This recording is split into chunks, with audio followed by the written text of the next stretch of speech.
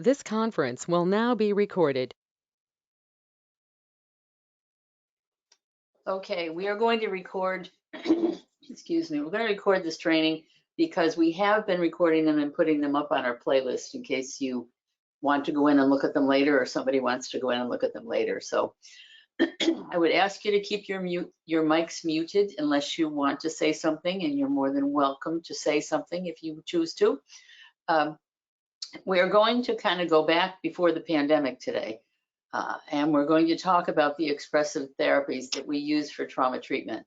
And when I say we're going to go back before the pandemic, it's because as I was looking at this training, it kind of reminds me of the good old days when we actually did something more than telemedicine. So I know that a lot of you have started to go back out and see your clients in person. And we did the best we could do during the pandemic, and I applaud you all for it. But working with young children and play therapy is very, very difficult on telemedicine. And we're going to go over a lot of these techniques again today, because I am hoping that you will all be able soon to get back within your capacities as play therapists to do some of this work. I know that you did a great job of finding all kinds of things like the virtual sand tray and the virtual playhouse and all kinds of games and applications that you could use. But it's no secret that little kids it's a very different thing. So, so we're going to go through and talk about a lot of what we used to do and what we hope we're going to do again. And again, this is a long training, and some of this I'm going to move through quickly, especially the foundational stuff, because those of you who have been with us for a while have already had a lot of this. When I had to put this training together for an outside entity, I had to bring back in all of the stuff that we talk about. It's why do we do play therapy with children whose brains have been affected by trauma? And that's a whole other training, and most of you have had that training. So we're going to kind of look at briefly the effects of trauma on early brain development, because that is why we're doing play therapy with these kids.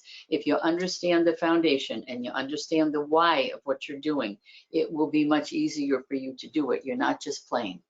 So we're going to talk about some of the play therapy interventions that we use. We're going to go through a lot of different things.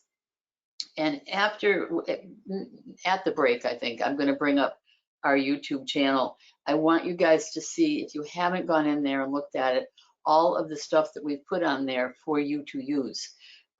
Because we started doing the YouTube channel actually 4 years ago, before any of this happened in our world. And then what we did as time went on was to develop a lot of the books and things into playlists, because you couldn't come in and borrow them anymore. So, but there's a lot of, we have a whole playlist in there for clinical interventions, in which mostly it's Amy Iannatelli, but some people that aren't here anymore, Sarah Allen and Elizabeth Hampton, but they have demonstrated a lot of the techniques that we're going to talk about, and they're all like 10 minutes long. So that's all there for you, and I do want you to know it's there and utilize it. So all of our kids, we rarely get kids at Circle of Friends that are not maltreated and traumatized. And maltreated and traumatized children have got a lot of things in common. And we just need to kind of look at why we're doing the things that we're doing with these kids. There is a sound scientific reason for the stuff that we're doing. Like I said, we're not just playing, although we are playing. So what do all these kids have in common? Almost all of our kids have got early onset trauma. And those of you who've sat through a version of this training know that we've talked about that before. That if you look at the CBHAs of almost all of the children that we're working with, you're almost always going to find that in the first 5 years of their life, there was some type of a traumatic event. That's how we get them, because something bad has happened. The news today had a kind of depressing headline that said that 100,000 people died in the United States in 2021 from drug overdoses. Forget what the percentage up that was, but and over 1 million people have died around the world in the last decade from drug abuse and drug overdoses. almost always in the CBHAs, we find in the first 5 years of these kids' life, there's usually been substance abuse, there's usually been domestic violence, there's almost always poverty, although as someone pointed out to me, you don't have to be, just because you're poor, it doesn't mean that you abuse your children, and I give you that. But with all of the kids that we work with, we see that trifecta of poverty, domestic violence, and drug abuse.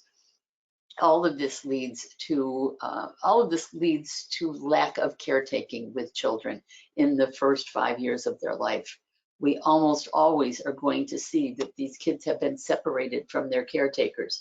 And when you know anything about attachment and bonding, you know that in the first couple of years of life, attachment and bonding is really set into place. And if you've been removed at 1, given back at 18 months, removed at 24 months, given back at 36 months, your attachment and bonding has been completely disrupted.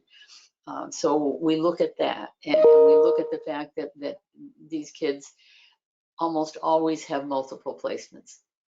You know that one of the things that we talked about in one of the earlier trainings is my famous 4 little boys that I show you the picture of, who in the first couple of years of their placements and their time with us had 32 placements between the 4 of them. It is not unusual to see kids separated in the early years of their life, taken away from their caretakers, and bounced around through multiple placements, because all child welfare systems, inherent in child welfare is chaos. And that's always going to be, I don't care how many good, well-meaning people try to put together sound child welfare systems, they're always chaotic. And for those of you who are on the West Coast, if you have followed the saga of your child welfare system over there, it is easily one of the most disrupted in the state at this point. You have gone through Youth and Family Alternatives as one of your lead agencies. You've lost Eckert as the lead agency.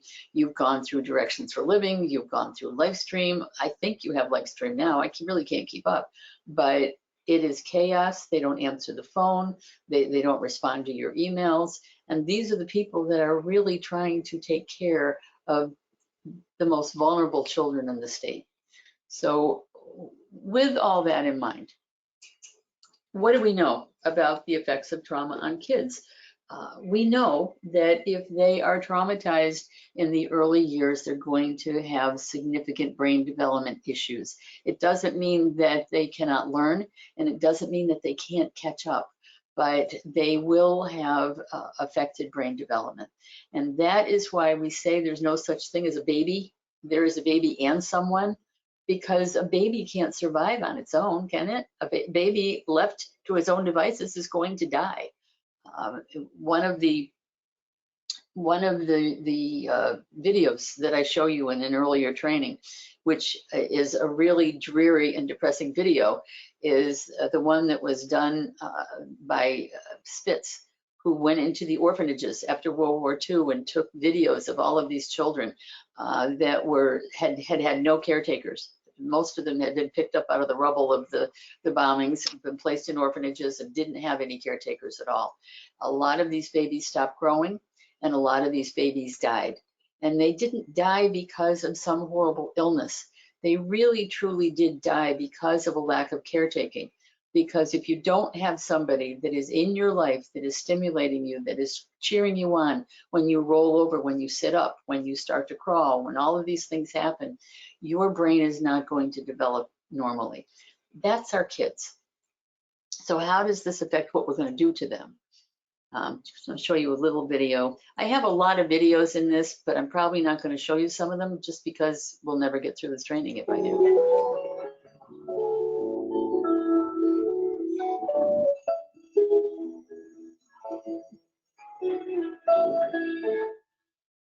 Early childhood trauma changes the biology of the brain.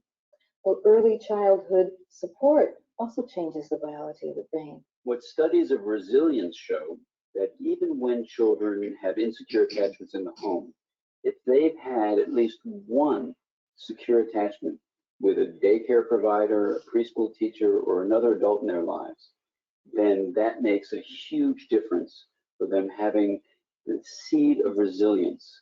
They may still have difficulties, But because they've had that one secure relationship, that relationship where they felt that another individual, another adult knows them, feels what's going on inside of them, those kids have the potential to do very well in the future. We can see imaging today of before and after trauma and see what happens in the brain. And we can also see repair that happens in the brain when our interventions have been successful. What makes children get better following a trauma is connection to other human beings who are present, who are patient, who are kind, who are sensitive. And they don't need to be necessarily psychologically insightful. They don't need to know anything about trauma. All they need to know is that they're right there with this child. They're trying to be comforting. They're trying to be supportive. They're trying to encourage. Those kinds of interactions end up being much more therapeutic and healing than many of the other things that we try to do with kids.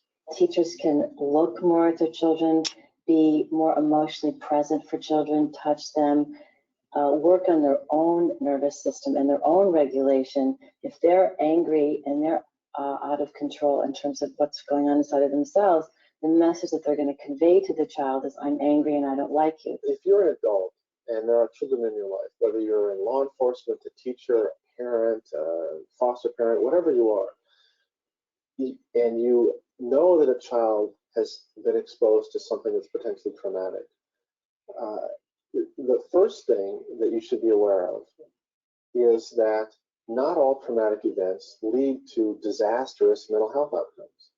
In fact, the vast majority of children that are traumatized actually do pretty well, but they do need your attention, they do need your kind support, and they do need your awareness about what are warning signs that would tell you to actually take the next step and try to get some professional help. It's up to us. We can't wait for a they to do this spreading of the message that we can do something about it, that children, especially young children, have the most possibility for health and plasticity, for overcoming these early traumas, if we as a community, a large community, support them. We have permission now to meet children's needs. We have permission now from neuroscience to give children what they need. And to me, that is so exciting. If there was one place I would like to start with individuals as well as our society trying to make a difference, to really stop the cross-generational passage of trauma and of insecure attachment, it would be for parents to start a process of self-understanding. It basically costs nothing except the time and emotion that it takes for parents to begin on that process. And we all can do it. And the people who benefit most, besides ourselves, are our children. We're spending literally 95% of our public dollars to change the brain, because that's what mental health is. That's what public education is. That's what juvenile justice intervention is. All of these are trying to change the brain. And we're spending almost nothing in the first 5 years of life when the brain is easiest to modify. And it takes the least amount of professional input, the least amount of insight. It takes just high quality caregiving. It's us, not they. It's each one of us doing it now, not later, but now.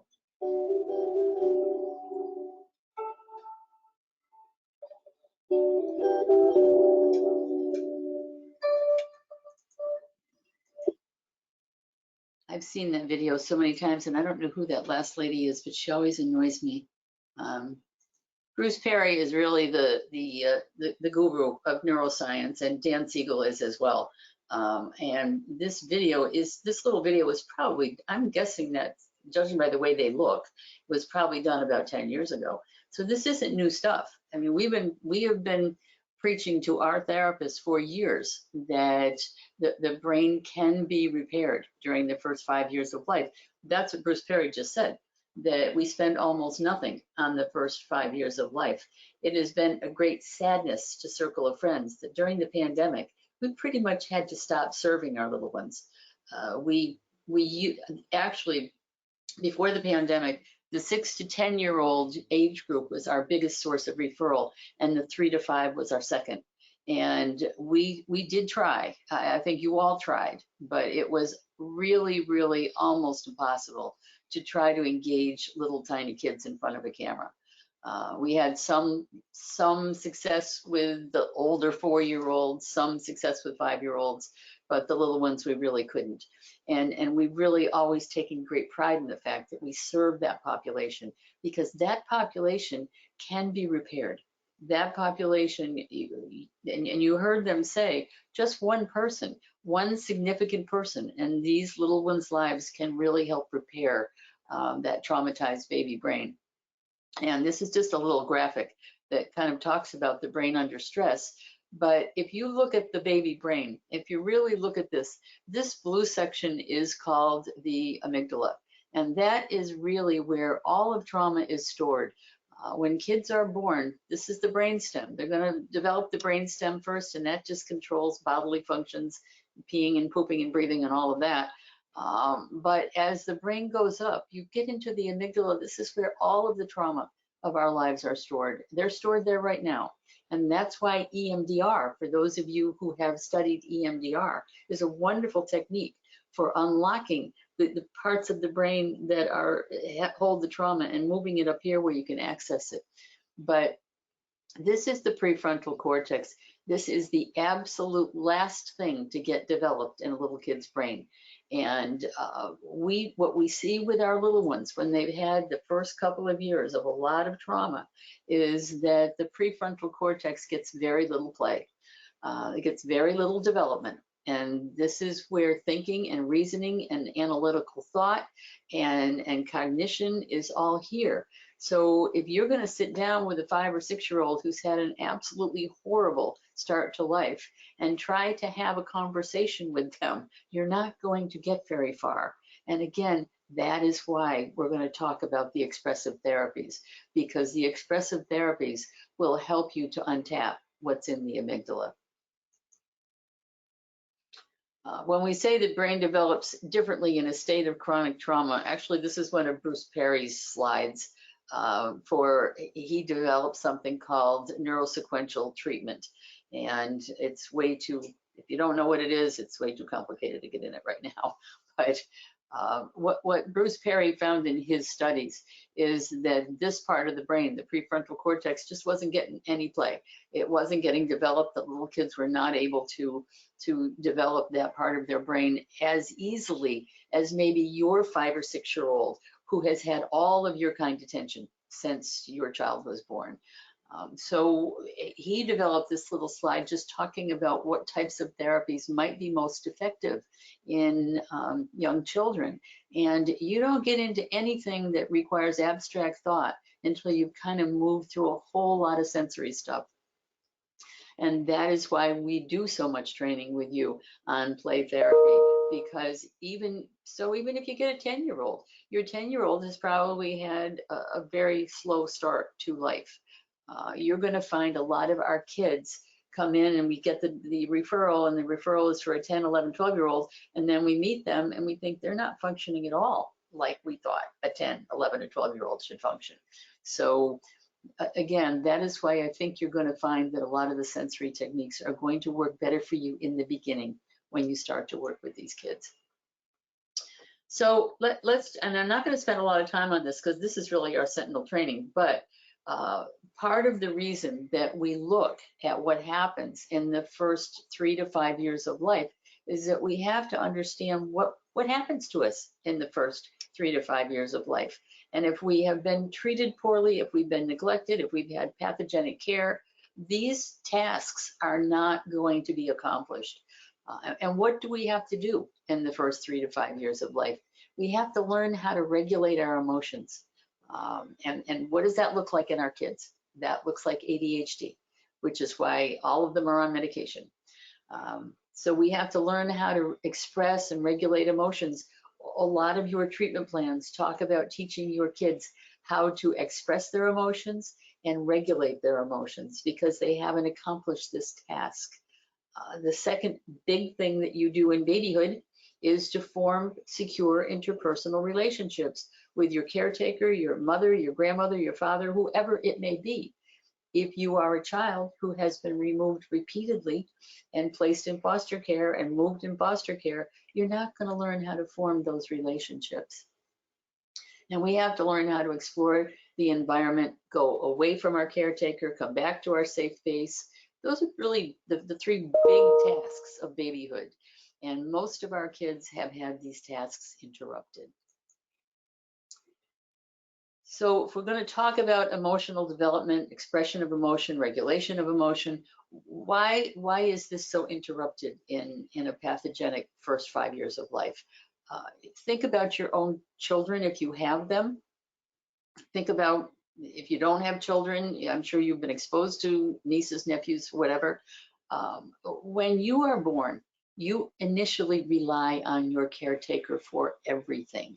When you had your baby and you brought your baby home from the hospital or wherever you brought your baby home from, you probably met your baby's every need in the first 5 or 6 years of, the 5 or 6 months of their life. But what happens as your baby starts to get a little bit older? By the time your baby gets to be 7, 8, 9 months old, you're going to want that baby to learn how to do a few things for themselves. So you're going to put your baby down to bed, and maybe you're going to let your baby fuss a little bit. And then eventually your baby will say, I got to figure out a way to get to sleep here. And they will do it. So for children who are raised in secure environments, they know that there's always a caretaker there, but they also know that there's a caretaker that will let them kind of learn how to do things for themselves. But think about our kids. Our kids really have rarely not had that kind of successful caretaking. They haven't had that we call it the good enough mother. The good enough mother is good enough to let a kid know when to fuss and when to kind of regulate themselves. But our kids usually have not reached that stage of self-regulation. So think about the referrals that you get. What is the most common reason that we get referrals from the school? I can tell you that since we started working with the schools, it's a whole different animal. But the referrals that we get from the school are always for behavior, that the children are not behaving, that they don't sit still in class, that they don't attend to their studies, that they appear to have attention deficit disorder. If you look at the roster of any group home or any residential placement, every one of those kids is on medication for something to do with self-regulation. Almost all of those kids have ADHD someplace in their file, because these are kids that have not ever been taught how to regulate their emotions. As these kids get older and they come up in the system, they go find other ways to self-soothe and self-regulate. And most often it's drugs, alcohol, addiction to porn, addiction to social media, any one of a number of things that kids who have never been taught how to self-regulate find their own ways to do it. Relationships with parents and caregivers. That's the second thing that you have to do. You have to learn how to develop a good relationship with a nurturing caregiver. And in order to do that, your caregiver has got to be consistent, has got to be kind, has got to be stable. Kids who are pulled out of their homes, put in foster care, moved around from home to home, usually don't have any kind of consistent relationship with caregivers. And we have seen that repeatedly. I have seen that in every state that I've ever worked in any child welfare agency that I've ever worked in over a 40-year span. You'd like to think it's getting better, but again, the inherent nature of child welfare is chaos, no matter how well-meaning we are. So these are our kids. The kids who come to us have not learned how to regulate their emotions. They have not learned that adults are kind and caring, predictable people. They've learned kind of the opposite. And they haven't learned how to interact with caregivers. I know most of you have seen the still face. The still face video is in this training too. But what we have found between the lack of interaction, the lack of consistent caretaking, and the lack of guidance in terms of regulating and expressing emotions, that our kids have a very impaired ability to interact. And where does that show up? That shows up, those of you who are doing adoption work, that's where that shows up most often. That you are a lovely adoptive parent and you want to adopt this child, and the adoption agency calls you and says, I've got this 10-year-old, and he's been in several foster homes, and his parents' rights were terminated last year, and he's been on the Heart Gallery for a year, and you're excited, and you say, of course, I'll take this child. And then you bring this child home, and that child does not have what you would consider a normal ability to interact with you. These are kids that often don't pay a whole lot of attention to their adoptive parents, and that's very disappointing to adoptive parents. It's one of the things we talk about in the adoption class a lot, that kids who come into homes with this foundation of life have an impaired ability to interact. They don't know how to tell you how they feel. They don't know what to expect from you. So they don't really expect anything. And that's our work, isn't it, with adoption? That's our work with our adoptive families, is helping them to understand all of this. And this is what your child has experienced. Can you fix it? Yes, you can. But is it going to take time? Yeah, it is. So our challenges with working with our kids is that they often can't tell us what happened. And sometimes when, especially if I'm looking at some of the CBHAs and trying to help some of you with your cases, we have to try to you have to, almost like a detective, you have to kind of try to figure out, okay, you've got this 10-year-old, and he's really very hyperactive and appears to have attachment issues, but we don't know what happened to him in the early years of his life. Well, what do? You look at the CBHA, or you look at what you've gotten, and you say, okay, what happened to this kid in the first 5 years of life? And then you kind of connect the dots. And that's really how we start all of our work. What are we looking for? When I look at a CBHA, what am I going to look for in this kid's early history? I'm going to look for very young parents. So the next one just has a lot of the pictures. What I look for as red flags, I'm going to look for very young parents, because a lot of these parents are very young. And the other issue we see with young parents is that they have an intergenerational history in their family of abuse or neglect or drug abuse or something that goes back 2 or 3 generations. We see that very, very frequently with sexual abuse, that the incest patterns go back 2 or 3 generations as far as we can tell. We're going to see early separation from caretakers, mental health issues with parents, lack of prenatal care. I put this picture in here because I think we really underestimate the effect of deployment on families. If any of you have any military in your family, the effect on the children and everybody in the family when parents are deployed it cannot be underestimated. And you see these very touching YouTube videos of reunions when fathers or mothers are coming back from Afghanistan or wherever they've been, and they haven't seen their kids for a while. And I know they're meant to be touching, and they are touching. But the fact is, the sadness that you see in these reunions, the children just crying and hanging on to their parents, the parents crying and hanging on to them, you can't underestimate the effect of separation. And that is not even a negative separation. That's a separation that just has to happen because the world is the way the world is.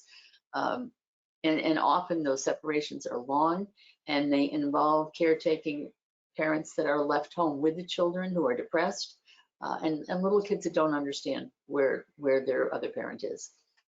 These are all very significant. These are all the things that we look for when we are looking to say, what has happened to this kid? Always go back to the history. So we're looking, and we're going to, again, I'm moving through this fast because you've got this foundation, and I want to get to the actual interventions. But when we look at early abuse, we're going to see that if the early abuse happened pre-verbally, does the kid remember? Yeah, but what you find with children is that they're going to store these memories implicitly. They're going to store it, which is, again, if you train in EMDR, this is why it has become such a valuable tool. A lot of the tools that we have learned, the tapping, and the EMDR and just the bilateral movement really do kind of unlock some of these memories. Those are tools that we did not have 10, 15 years ago, and we have them now, and there's foundation for them. But what we see with our little kids is that these implicit memories are stored in the part of their brain where they can't get them. And what do they look like for the adoptive parent, for the foster parent? They're triggers. We see kids that are triggered, and we don't know why they're triggered. The foster mom or the adoptive mom will tell the therapist, you know, I was trying to brush her hair and she started crying hysterically and I didn't know what, or I touched her shoulder and she screamed and hit me. Those are usually triggers. And they're usually triggers related to memories that are stored where we can't get at them. When I know I've told you the story of the hot sauce baby. We had the baby that was removed at, I think it was less than 6 months. The baby was removed and the 4-year-old sibling was removed, and the baby had several broken bones placed with grandma. Baby did beautifully. But the older brother told the therapist that one of the things that the dad had done to really to torture the baby was to put hot sauce on his diaper and stick it in his mouth. And the therapist goes to the house one day, baby's in the high chair, baby's doing beautifully, everybody's happy. Grandma had been eating a taco with hot sauce. She leaned over the baby to do something and the baby started screaming and crying. That was a trigger. We kind of pieced it together. It was one of those triggers that we did piece together like detectives and say, oh, that's what happened. Now, grandma, if I were you, I wouldn't have hot sauce around the baby. Will that baby always have that trigger? Maybe. Maybe by the time that baby's old enough to talk, you might be able to say, this is why this affects you this way. So we can learn and grow from it. But even babies can have implicit memories. And for us as therapists, it's helping foster parents interpret and adoptive parents to interpret those triggers and figure out how to deal with them.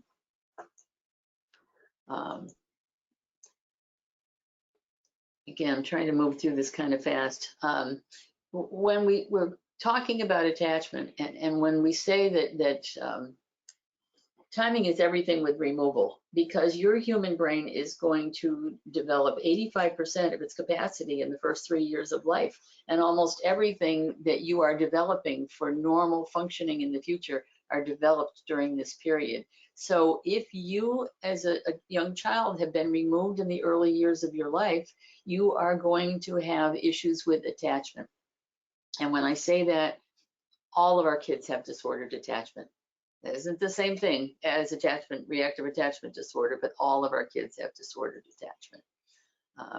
I always leave that slide in here. It says that kid we raised is tracking us, because most children have something in the first year of life. Most kids have at least someone, whether it's a foster care person or a daycare teacher or an aunt or a grandmother or somebody to instill some type of attachment.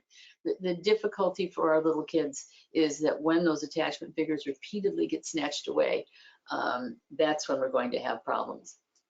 Because in your first year of life, everything is there. You are brain wired to attach. All the systems are ready. It's like building blocks. They're all ready to be built into a house. And everything is there in your brain to lay the groundwork for all of these things. When we used to talk about reactive attachment disorder back in the 90s, and we said these kids will never have empathy, they'll never have conscious development, they'll never be able to be kind. That was incredibly wrong, and it was very bad teaching. But it is what many people believed, that if these children did not have a normal attachment in their childhood, that they would never be able to repair it. We know now that that's not true, but that early year of life is a very critical period of bonding. The first 3 years are incredibly important. And I know you've seen the still face, it's only 5 minutes long, so I'm gonna show it to you again. Babies this young are extremely responsive to the emotions and the reactivity and the social interaction that they get from the world around them. This is something that we started studying 30, 40 years ago, when people didn't think that infants could engage in social interaction. In this still face experiment, what the mother did was she sits down and she's playing with her baby, who's about a year of age. And she gives a greeting to the baby gives a greeting back to her. This baby starts pointing at different places in the world, and the mother's trying to engage her and play with her. They're working to coordinate their emotions and their intentions, what they want to do in the world. And that's really what the baby is used to. And then we ask the mother to not respond to the baby. The baby very quickly picks up on this. And then she uses all of her abilities to try and get the mother back. She smiles at the mother. She points because she's used to the mother looking where she points. The baby puts both hands up in front of her and says, "What's happening here?"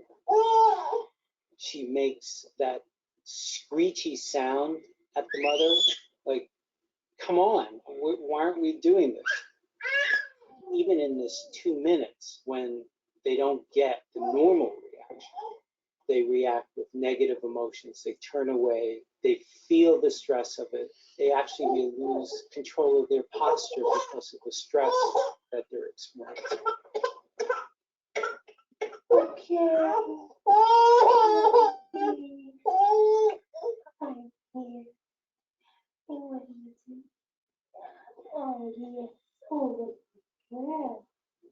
It's a little like the good, the bad, and the ugly.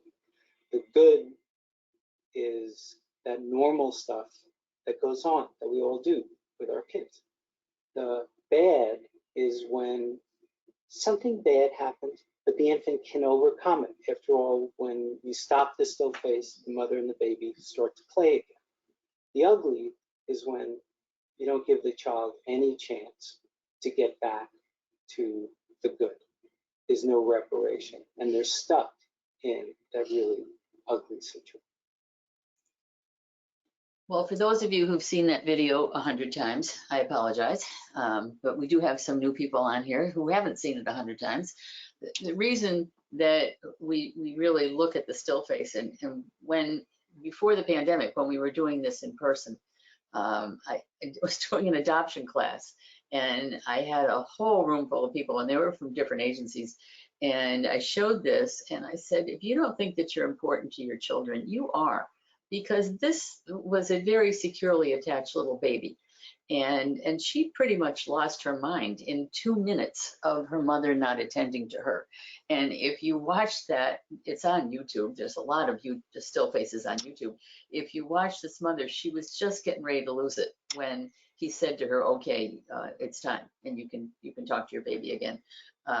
But as everybody's sitting there watching it, and one by one, they all decided that their kids had attachment issues and weren't attached to them because they were trying to compare how they might do this. And I said, this isn't something I want you to try at home, for God's sakes. This is an experiment that he's performing in his lab. And it's a very well documented experiment. But it really does show the fact that it's a very regulated experiment. It's 2 minutes. He calls time after 2 minutes, and then she's able to attend to the baby again. But you see how this baby does all the things that she's normally used to doing with her attached mother. She's pointing, because don't we always look to where our baby points, like something on the wall there? She screeches to try to get her attention again, and then becomes incredibly distressed because her mother is not doing what she's used to her mother doing.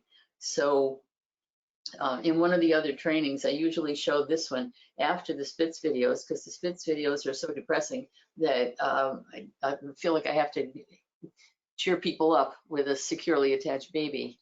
But, and that is really what that is talking about. If you look at still face on YouTube, you're probably going to find some that are not anything like this. because there is one on there where the mother had severe postpartum depression and she agreed to be videoed. But the baby was so unused to her paying any attention that the baby didn't even notice when she did the still face or when she didn't do the still face, because she was in such a severe state of depression. So attachment is a very real thing, and it is what most of your kids in therapy don't have.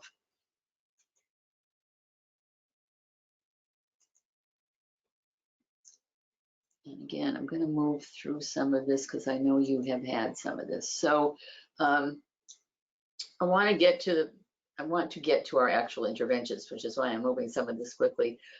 What do we find happens physically, physiologically?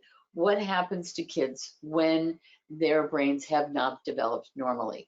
Well, for one thing, we're going to see that trauma is going to imprint itself on the baby brain. It's going to imprint itself in implicit memories. They're not always going to remember it. They're going to be very hypervigilant. A child who has not had a secure attachment, who has not had any secure, consistent, kind relationships, who doesn't expect much of adults, is going to hardwire for trouble. They're going to be looking for trouble. And when you are constantly aroused like that, in your brain, your cortisol levels go up. Now, think about yourself. You're walking down the street and everything is fine, and all of a sudden you see a truck heading right towards you. And what are you going to do? You got freeze, fight, or flight. You're going to either get out of the way. You're not going to fight the truck. If you freeze, you're going to get killed. So, but you in that situation are going to have an increase of your cortisol level, because your cortisol level is what hardwires you to react in a crisis. With normal people, once the truck goes by and you know you're safe and nobody got hit, nobody got killed, your cortisol levels are going to come back down to normal and you're going to be fine again. But what happens with children who have trauma after trauma after trauma is that the cortisol level goes up and then comes down a little. It goes up, it goes down a little, and eventually it doesn't come back down. So this is why you see kids that are in that hypervigilant state all the time. This is why you see kids who are always like looking around for trouble. This is why you see your little kids in school unable to attend to the teacher, because they are constantly scanning the environment for trouble. And this is why our children, by and large, I mean our children that we're working with, not your biological children, but this is why our children don't typically do well in school, because their primary mission in life is to scan their environment for trouble. And that causes them to look hypervigilant. It causes them to look hyperactive. And the other problem with those increasingly high cortisol levels is that they can kill developing brain cells.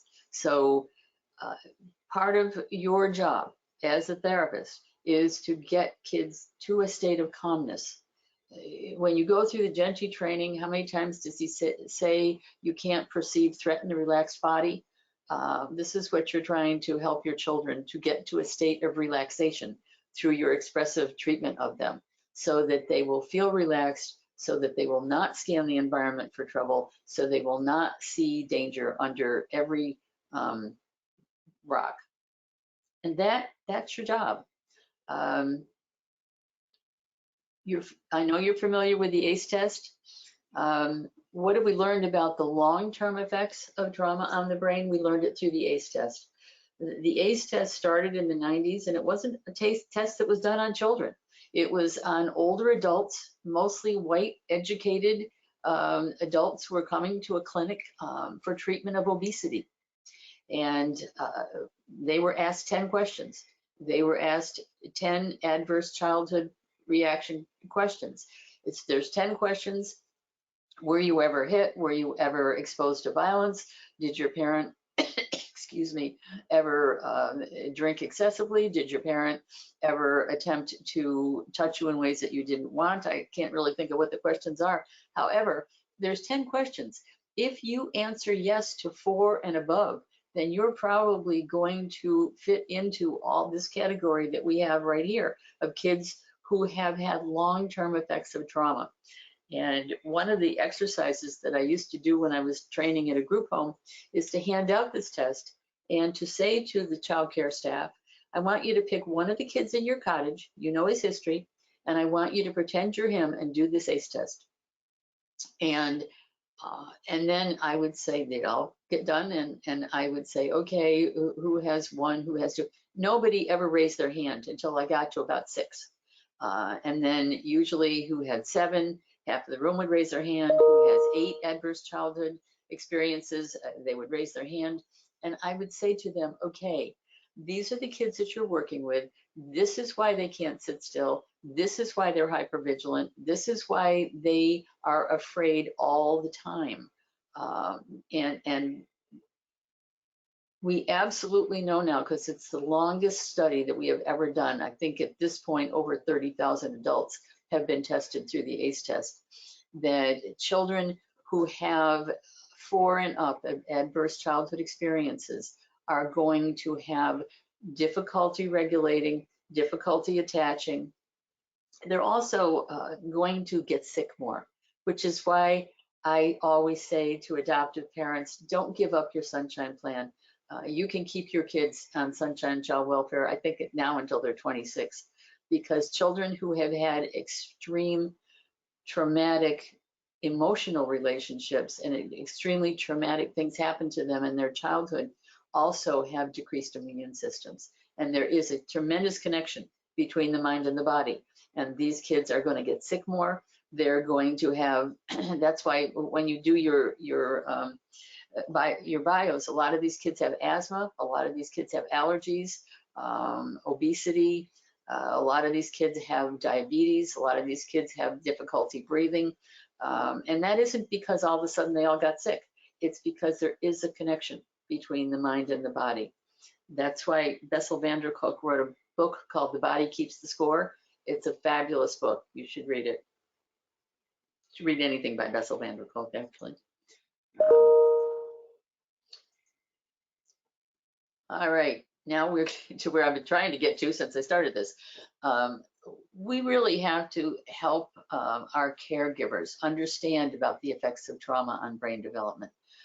We have to help them to understand, and you have to understand, that under stress, your thinking brain is going to shut down. If you have any portion of it developed at all, it's going to shut down, and your feeling brain is going to take over. And that's true for you. That's true for me. If I go through something that is extremely stressful, the part that I'm going to remember is how I felt. I'm not going to remember what I said. I'm not going to remember necessarily what I did or what I was thinking, or think of something that's happened in your own life, whether you've experienced a death, whether you've had something happen to you, and you try to think back, why did I do that day? I don't understand why well, I can give you an example. The night that my mother died, my mother died when I was 40. She had COPD, and the doctor called me. She'd been in the hospital for a while, called me in the middle of the night to tell me that she had passed away. And I, in fact, was very relieved because she had been ill for a very long time. And I went downstairs and vacuumed the house. And I always remember doing it. I don't know why I did it. I don't know what made me think it's time to vacuum the house. But your thinking brain is not going to be processing, and your feeling brain is going to be taking over. If I look back on that moment in time, maybe I thought I could bring some order. I was in her house. Maybe I thought I could bring some order to her house, just something else. But that's just one example. Think of any of the times that you have done something when you think afterwards, why did I even do that? What was I thinking? Well, you weren't thinking. And it's really no different with our kids. We're going to have to help our caregivers respond to the triggers instead of the behaviors. And we want our caregivers to recognize that the most important thing that they can do with their kids is to help that relationship heal. You're going to help them. You're going to help show them how to do a lot of this. But the most important thing is for you to help them to understand that a child who's come into their home through adoption, through foster care, following a traumatic event, following the death of a parent, is not going to be reacting with their prefrontal cortex. We get a tremendous amount of referrals for kids whose parents have died of drug overdoses. And we're talking about little kids. We're talking about at one point, and Carol's on the call, when Carol was contractor, we had a whole series of homicides over in Manatee County. I don't know, Carol, you probably remember some of the ones I'm talking about. One was a drug bust and the parents were killed. There was another where the husband murdered the wife and the pastor that he thought the wife was having an affair with, and the neighbor that came in to try to help the wife. And Carol had all these cases, of kids whose parents had died under very difficult circumstances. And it's not like you can just sit down and talk this through. These were kids who had inconsistent memories of what happened. Anytime that we have taken kids as a result of an extreme event, whether it's a death, whether it's a homicide, whether it's some drug bust or whatever, we have really had to help kids kind of get to a point where they could access their memory safely. And that isn't through sitting and talking to them. So what kind of treatments work best? And again, we go back to Bruce Perry's little slide here. What Bruce Perry really kind of pushed when he was developing the neurosequential treatment is the whole concept of regulating the body to the point where a child felt safe. And that's where all of these things come in. You are not going to be able to sit down and talk to these kids right away. You're going to have to kind of do the stuff that foster parents don't understand when they say, well, all she did was play with them. I mean, I have heard that comment from many foster parents because they don't understand what you're doing. And look at the work that you've had to do for the last 2 years through the pandemic. I know Carol has said many times it's a lot more work to do a telemedicine session with a little kid because you've got to have a whole bunch of stuff. You start out with one thing, that doesn't work, you pull another one out, you try that. It's not the same thing as being able to sit down with a child and say, let's do a sand tray, let's build a story in the sand. Everything is very different when you're trying to work the way you're working. Which is why we're kind of hoping that if sooner than later, you'll be able to get back to doing what you all do best. And I think what you all do best is a lot of what we're going to talk about today. So what kind of treatments are going to address your trauma triggers? And that's what we're going to be looking at today. Your experiential modalities are really going to be much better for this, for starting, than anything else. And whether we're doing play or art or music or sand tray, anything that is experiential, anything that allows you to have some sensory activity is really going to help with your kids. Carol has a beautiful sand tray room in the Bradenton office that she set up, and it sits there like a museum because we're waiting for people to come back and use it. I think Amy may have used it, but it's beautifully done, and it's, when she first did it, I didn't really know that it was going to work because it was a closet and it didn't look like it was going to be that big. And yet, I think even the size of it is helpful. I think the size of it is it provides a little bit of comfort. Amy, did you want to say something? Yeah, because it's child sized.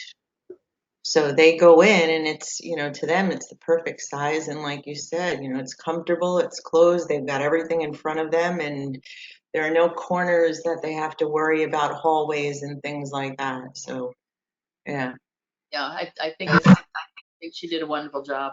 I wish we had one here in our play therapy room here.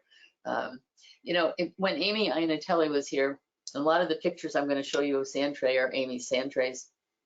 Amy really, really liked sand tray, and she got wonderful results from sand tray. And for a lot of years, we made up starter kits for people, and we sold them for $25 with a bag of the starter toys, with the starter sand tray, with the sand. And our therapists got very, very good at it. And I know that you've all tried the I forget what it's called, the one that you do on telehealth. But it's a whole different thing. It's just it's nice. It's a nice little activity, and they can put things in. And I think Eileen has got a virtual sand tray in her room, and it is a different activity. What it is missing is the sensory experience of running your fingers through the sand. And that is one of the parts of sand tray that is extremely calming to children. And we can't do that when we're doing it on telemedicine. We're doing the best we can do, but we can't do that. So we're going to talk about a little one of each of these. EMDR, again, if you have an opportunity to do a training in EMDR, I highly suggest you take it. EMDR is not, it is not the only thing that you can do. And what happens with people when they go through EMDR training is that suddenly every note is EMDR. It's EMDR this and EMDR that. It isn't meant for every single thing. But what happens with people when they take the EMDR training is that they get so excited about it that they want to use it in every single thing. We had a therapist, she's not here anymore, she was on the West Coast, and she was very young, but she took the EMDR training, got very, very excited about it. And if you know anything about it, you know, there's certain methods that you can use. And one of them is helping your client to visualize a container. And you decorate the container. What does the container look like? And then you're going to put certain things in the container that maybe it's the stuff you want to be safe from. Maybe it's the stuff that is hurting you. You put in the container. And Tina's notes were full of containers. And I would say to her, I'm not sure what you're doing here. Well, and the child was young. He was probably too young for her to do this with. But one night after one of these container sessions, the little boy went to bed and began to have night terrors. And the foster mother, for reasons that elude me, instead of waking him up and comforting him, spent a whole bunch of time doing what people do now, which is to take a video on her phone of this kid having night terrors and then send it to me. And at which point I said, I think, Tina, maybe we'd better back off on the container and the EMDR for a little while, because I think what was happening was that she was never getting to the point of doing the actual technique, which allows the brain to access the memory. She was doing the prelude to it, but never getting to the point where the poor little boy was able to access his memories. So instead he went to bed and had a nightmare. So all that to say, if you train in it, use it properly and learn how to use it. It's a wonderful tool. Brain spotting, I put it in here. I sat through 6 hours of the man who developed brain spotting on PESI. I still don't quite understand it, but it is a neurological technique, and it's a very specific neurological technique for helping people to access the portion of their brain, which is the corpus callosum, I believe, where that memory is trapped. Clinical hypnosis is a wonderful technique. However, if you are in Florida, it is one of the interventions that you must be certified in. You can train in EMDR, you can train in emotional freedom technique, you can learn how to do yoga exercises with your kids. All of that is fine. Clinical hypnosis is one thing you do have to be certified to be in. Doesn't mean you shouldn't take it, but you just can't do it on your own. So when we're looking at these things, how do these activities address triggers? Your trauma trigger activates the sympathetic nervous system. The sympathetic nervous system is the feeling part of your brain. It's the part that I showed you before in the back, the amygdala. That's where all your feelings are stored. And that is your sympathetic nervous system. And if your sympathetic nervous system is activated, that means that your trauma triggers are activated. Your cortisol level is going up.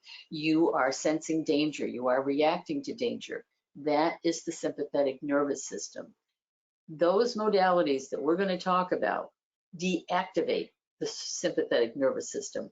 and they allow the thinking part of your brain to reactivate. And this is the very simple explanation for everything we do, that you have kids that are triggered, you have kids that are scared, you have kids that are traumatized. They are operating out of their sympathetic nervous system. The parasympathetic nervous system is the thinking part of their brain. And that's why this graphic says sympathetic fight or flight and parasympathetic rest and digest. You're trying to get your kids to deactivate and calm down so that they can then attend to what you're saying and hear what you're saying. But with a lot of the kids that you start out with, and that's why I think some of you have really struggled with telemedicine, is that you have not had the ability to do this with children. You've tried, and I give you absolute brownie points for the efforts that I have seen all of you make. But what you are getting are kids that are activated and triggered, and you're trying to sit in front of a computer screen and trying to find things that will work, that will help them to kind of come back down. It's been a tall order. And I think that if you know anything about a lot of these places that are popping up, well, not exactly popping up like BetterHelp or Cerebral or any of the ones that are self-help therapy online or via text or email or phone or whatever you want, most often these are going to be for adults. Children don't lend themselves to this. They haven't in many cases lent themselves to telemedicine, but it doesn't mean, and I really want to say this, that you guys haven't done good work. You have.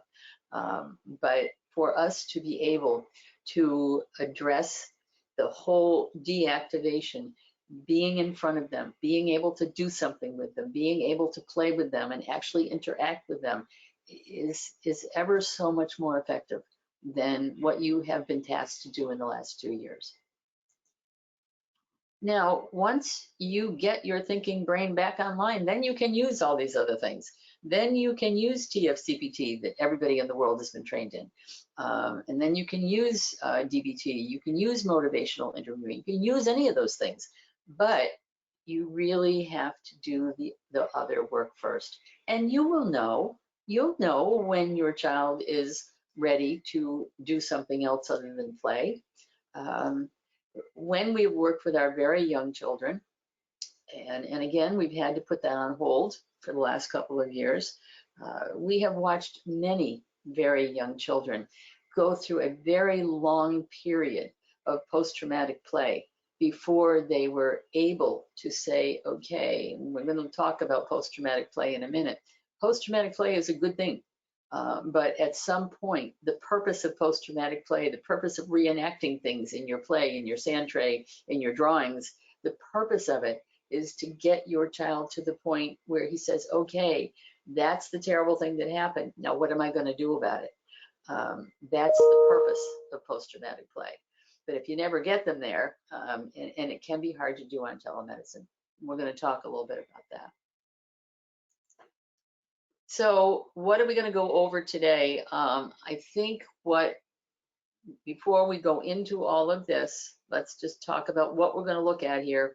And then maybe I'll give you guys a little break so you can grab coffee or whatever. We're going to look at play therapy, and there's two kinds of play therapy. Basic play therapy is structured or unstructured. I took out a lot of the slides about unstructured play therapy because Amy Iannatelli, who helped me put this training together, absolutely loved unstructured play therapy. And when I was trying to figure out how I was going to get this into 3 hours, I'm looking at what she did and I thought, oh Lord, I can't go through all this again. Because unstructured play therapy is, you have to be very good and very, I don't know what the word I want is, very present with kids to do unstructured play therapy. Most therapists are much more comfortable when they can just set the activity up.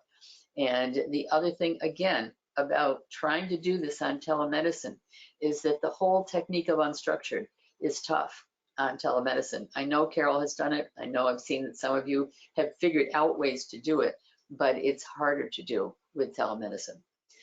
Again, we're going to talk about sand tray, bibliotherapy, Art therapy is honestly the easiest thing for anybody to use. What do you need to do art therapy? You need a piece of paper and you need some drawing materials. And there's a whole lot you can get out of art therapy without a ton of equipment.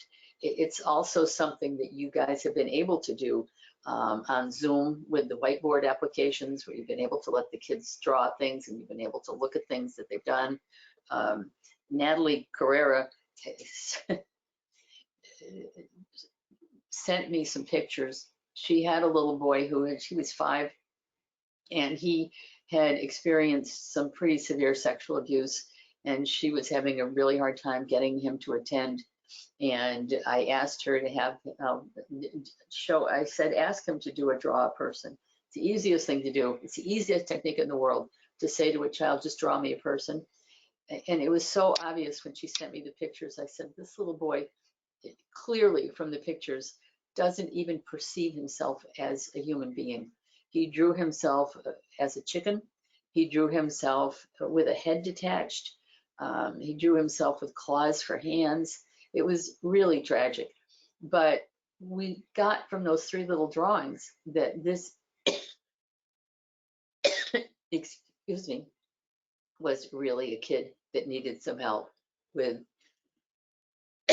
accessing who he thought he was and what he thought he was worth.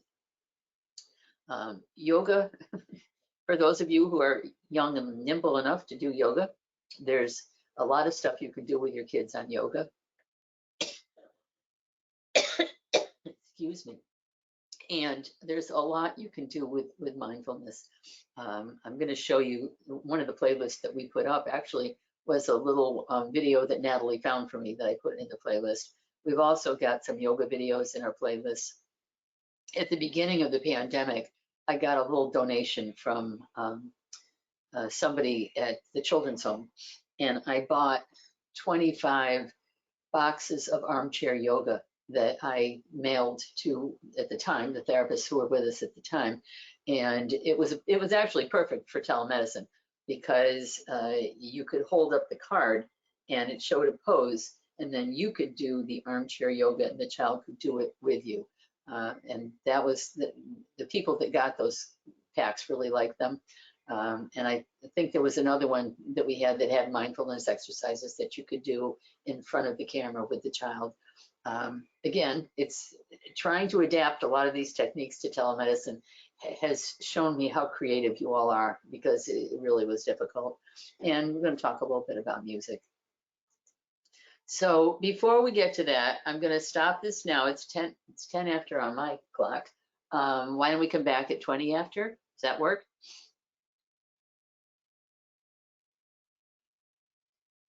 Sure. Okay.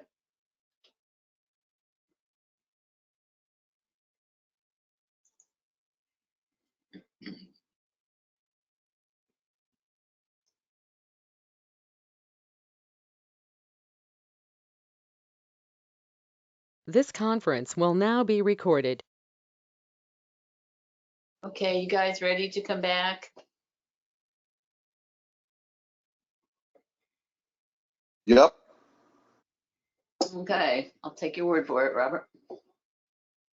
All right, I just want to show you guys, in case you haven't gone on to look, the Circle of Friends Services YouTube channel, because, and this is the homepage, what we decided to do, well, a few years ago, we had, actually, some of these are from 2017, we decided that we were going to put some of our clinical interventions on YouTube so that our therapists could see them. And as the pandemic came along, you all know that we have clinical libraries in all of our offices, but you guys couldn't come in. So we decided that we would set up playlists, and we would put a lot of the books that we have in our clinical library onto the playlists. And we've kind of developed it from there. But if you go in and you click on playlists, it's going to show you all the playlists that we have. And there are different categories of books books about self-esteem, we have telehealth interventions, we have books about anger, we have books about controlling anger, separation and loss. What I wanted you to see down here is that all of the trainings, we now have all of our trainings that we've been starting to post them. So if you come to a training or you miss a training and you wanted to access it on YouTube, you can do that. If you want to do it for a training credit, we can do that as well. You just have to ask and I'll give you the test and you can fill out the test and send it back. So we have that. The one that I really wanted you to see, if I can move this over, this was where we started with this, and this is therapeutic interventions. So the things that we talk about, the technique of a wall around my heart, the pictorial timeline, therapy books, animal genogram. This is Sarah Allen. She does a wonderful demonstration of how to do the family shield. This is Eileen's virtual room. For those of you who sat and Eileen showed you how to do her own virtual room, this is her virtual room. Amy talks a lot about sand tray. We got a lot in there about sand tray, or assembling a play therapy kit. And as we think about more things to add, we're going to add them. But for those of you, and I don't have time to show all of these things during the training, but you can go on our YouTube channel and you can look at any of these. None of them are very long. I think that one is 8 minutes long, the pictorial timeline. The wall around my heart, one of the demonstrations in this training is the kid who drew the wall around my heart, and Amy just explains it in here. And we also have, and we have been adding to the adoption series. And the adoption series are short videos, and we do use them with some of our adoptive parents. One of the ones that gets the most play is the search. And the search is the one that gets talked about the most frequently because it's kids looking for their biological parents. So that was actually one of the first ones that we did, in which we talked about the fact that kids are going to search for their biological parents and how to handle it. The hyperactive child, a lot of parents look at that one. And the whole thing about detached children is something that a lot of people look at. This is the one I did the most recently, was the sexual safety plan. We just did that sitting in the clinical library here. And the sexual safety plan is something that was developed quite a few years ago by a professor in Texas. His name is Dr. Wayne Dean. He's done a lot of training and writing about sexual abuse. And he developed the sexual safety plan. And when he used to come here to train, he would do demonstrations of it.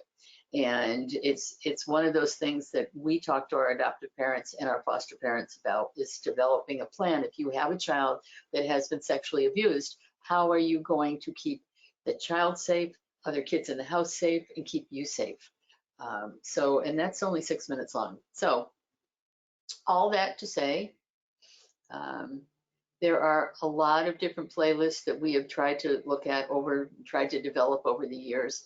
The thing about self-esteem, it kind of grew, and it was kind of funny because, not funny, but one of the therapists said she was having trouble finding books about with the heroines were kids of color. And the first one that I found trying to research it was Don't Touch My Hair. And then we're always looking for them. Stella's hair, there's a lot about hair in there. But if you see something, or if there's something on YouTube that you would like us to add to the playlist, you only need to ask. I've had a lot of, excuse me, I've had a lot of therapists give me things to add to the playlist, and I'm perfectly okay with that. And I don't know why I keep getting this thing. Hold on, let me get rid of this. So if you see something on YouTube that you think the other therapists would benefit from, or other people would like to use, just send me the link and I'll put it in the appropriate playlist. But it's been a lot of work, so we want you to use it. We developed it because you couldn't come to us. So now we hope that you can come to us, but we still want you to use the playlist. So, questions about where we are so far? Comments about where we are so far? All right, let's get into it then. So why are we doing play? If you talk to any play therapist, they will tell you that, and this is what you need to tell your foster parents when they say all you're doing is playing with this kid, is that with little kids, their relationship with you is going to be developed through play. And again, you know, the prefrontal cortex is not really fully developed here, and they're not going to be able to sit down and tell you everything that's happened. I heard somebody yesterday talking about doing a trauma narrative. There's a lot of different ways to do a trauma narrative, and it does not have to be you sitting in front of a child and saying, tell me what happened. There's a lot of ways for kids to tell you what has happened in their life. And with kids, play is just their natural way of communication. So if somebody says to you, all you're doing is playing with the child, you need to be able to say, play is their form of communication, and they are communicating with me, and I am communicating with them. And don't be offended, because a lot of therapists get very offended by that comment. And it's usually said kind of offensively, so I'll give you that.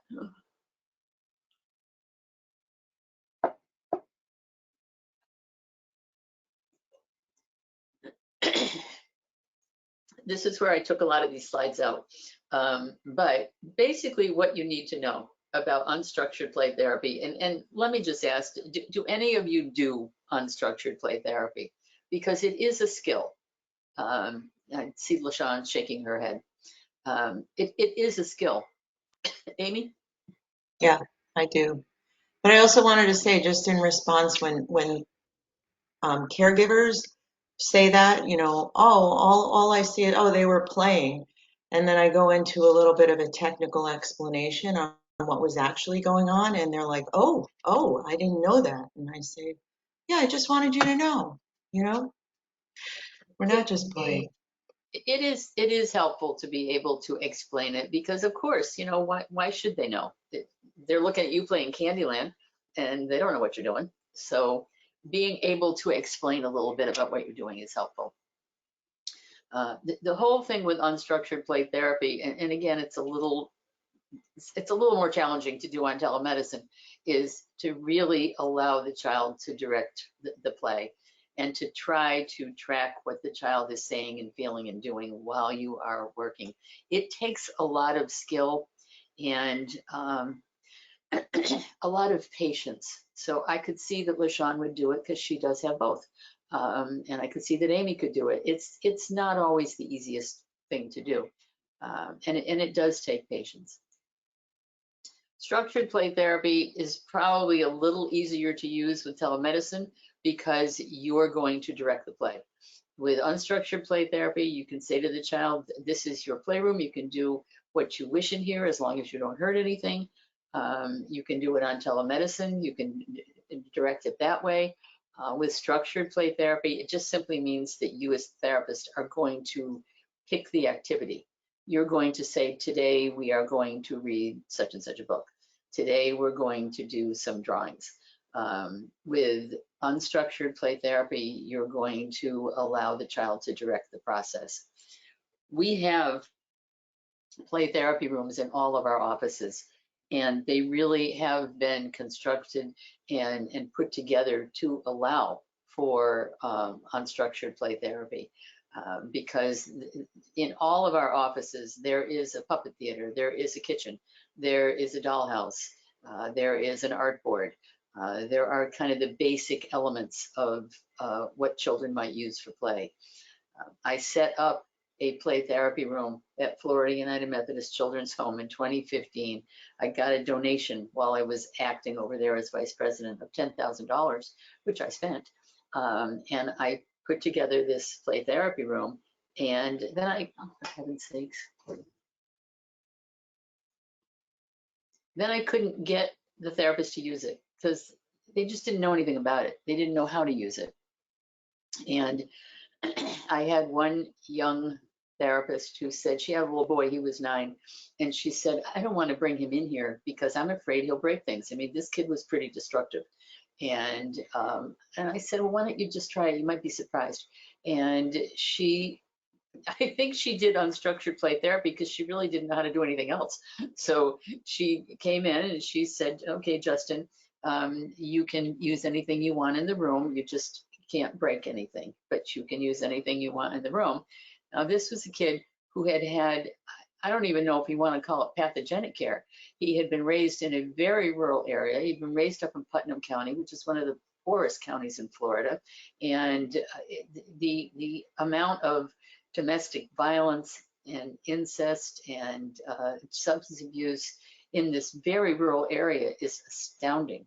And this little boy had been severely sexually abused. So he goes in, she sits down, she says, okay, you can do whatever you want.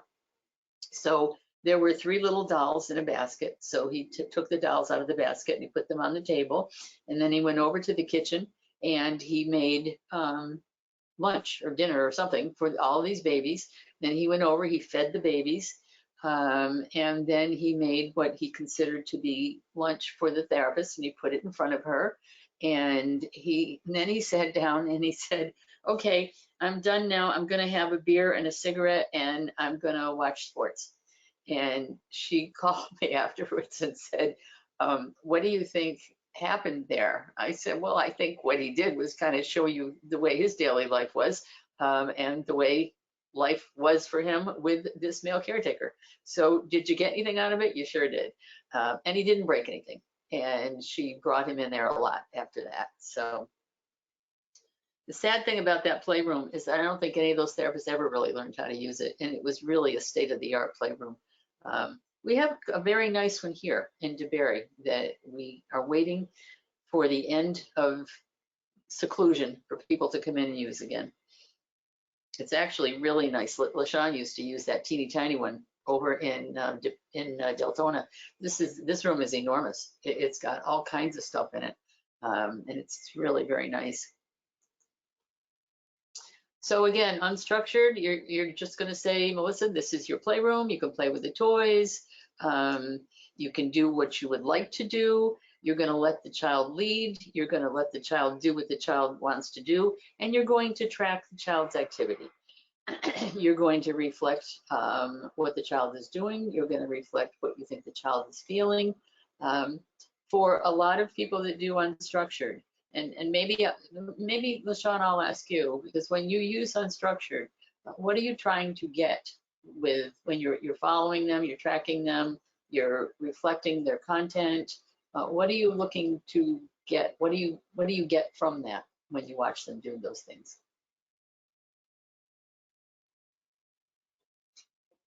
You need to unmute yourself if you're talking. There you Sorry go. about that. I said I'm actually looking to help the child to express themselves using words. Also, I am also taking those 2 techniques, tracking and reflecting. I am also teaching the parents how to do that as well, because of course you could use it outside of play therapy, but it does help them a lot with parenting, because parents always ask, well, why did you do that? And of course, kids, they don't know why they do anything, but you can ask a question without actually asking through tracking. So I definitely use that as a great technique for parents to communicate better with their children. Excellent. Yeah, I think trying to teach parents to track their kids is not easy. They're not used to it. But one of the things that it does is it gets them to attend to their child, where Yes. maybe they saw the therapy as their free hour. So now they have to attend to their child. So, Yeah, I don't let them just sit out the side or go. They must participate and see the techniques. Yeah.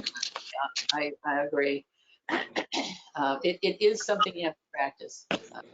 And if you track too much, they think that you're talking too much.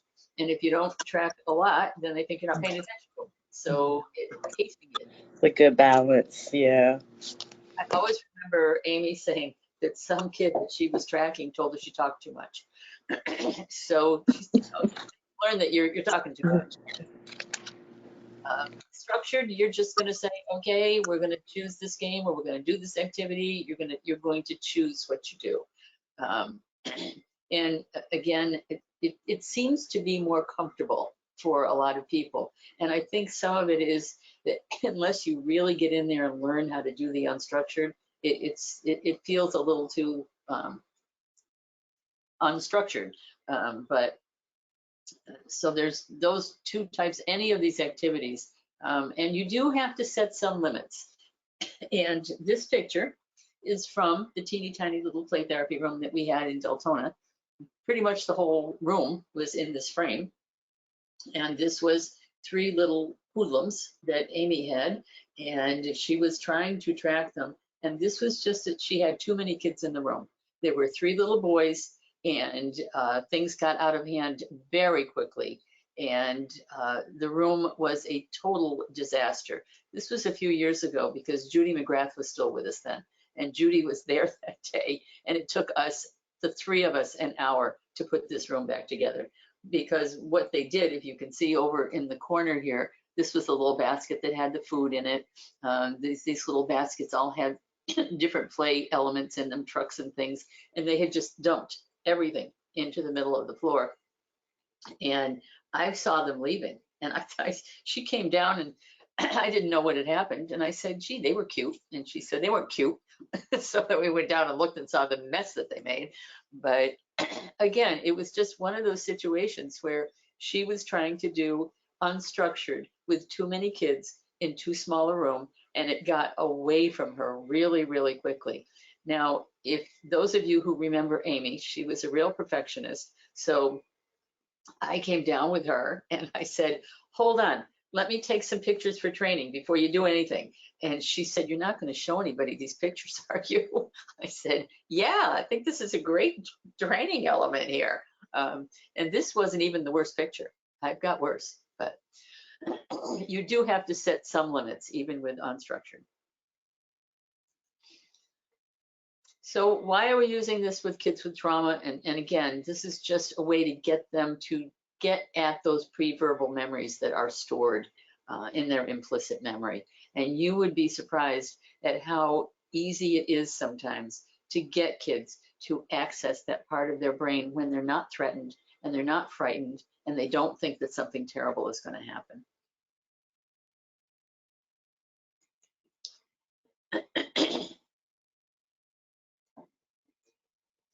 See, now I'm glad LaShawn is on. I thought this was LaShawn's client for years. Remember this? You had this kid that would come into the play therapy room, and for years I thought it was hers. And Nope, that was not my client. but every week I have so many pictures of this dollhouse because it was a big dollhouse. And every week this kid would come in and completely destroy this dollhouse. And I think I saw you one day and said, who is that kid that's destroying the dollhouse? And she said, I don't know, it's not my kid. So I never did know who the client was. But this kid would act this traumatic memory out every single week. And there was a balcony on this dollhouse, and the man and the woman were always upside down on the balcony, and people were under beds. They were under the tables were turned over, beds were turned over. It was every week. We never did figure out who this was, but what we did know was that this kid was reenacting something that was trying to heal. The problem that I had is that I could never figure out what therapist it was, so that we could then staff it and say, what's happening here? And is this dynamic post-traumatic play or toxic post-traumatic play? And sometimes you have to know when to move it along. Use art. I'm telling you, art is the easiest thing for you to do. I know a lot of you have seen this picture, and all this was this little girl had been removed from her mom following a DV incident. She was 9. And I don't believe the therapist asked her to do, I don't think she asked her to do anything in particular. I think she just asked her to draw a picture. But this little girl was able to describe, look at all the sensory memories that she's got in this picture. She's got, it's kind of hard to see, I know. When you're on the big screen, it's easier.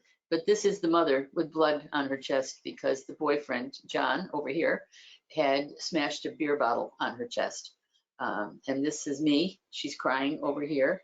And these are the policemen coming. He's coming with the taser. And this is the police. This kid had a lot of detail in this, that she remembered the blood.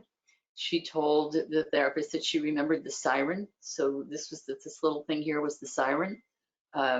She knew it was nighttime, and she knew that John had gotten tased because she watched it. But she was able to tell the therapist so much in this picture that I don't know if the therapist would have gotten this out of her having a conversation, even though she was 9 and probably able to access and verbalize the memory. But she drew it so much better. And then she was able to say, and there was blood. She was able to say what she heard. She heard the taser, and that scared her. So, you know, when you really look at these pictures, our kids have gone through a lot by the time we get them. And sometimes the things that they draw over the years have always astounded me. So let's talk a little bit about post-traumatic play. I sent you out the handout yesterday from, forget who, is it Leanna Lowenstein or Kathy Malchiati, I think. That's her handout that tells the difference between toxic post-traumatic play and dynamic post-traumatic play.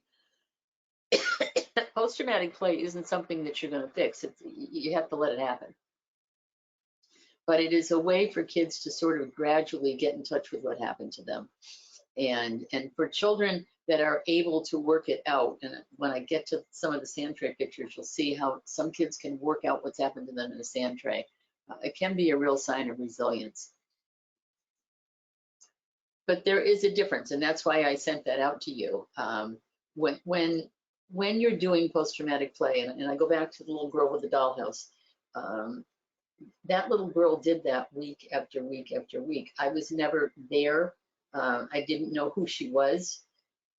And then eventually she disappeared, as many of our clients disappear. So we really didn't know what had happened. But what you're looking for in dynamic post-traumatic play is some evidence that they are beginning to develop adaptive outcomes, that they are beginning to say, okay, I was there when the police came in and shot my father or arrested my mother or whatever. But then eventually you're going to see kids begin to reach an adaptive outcome.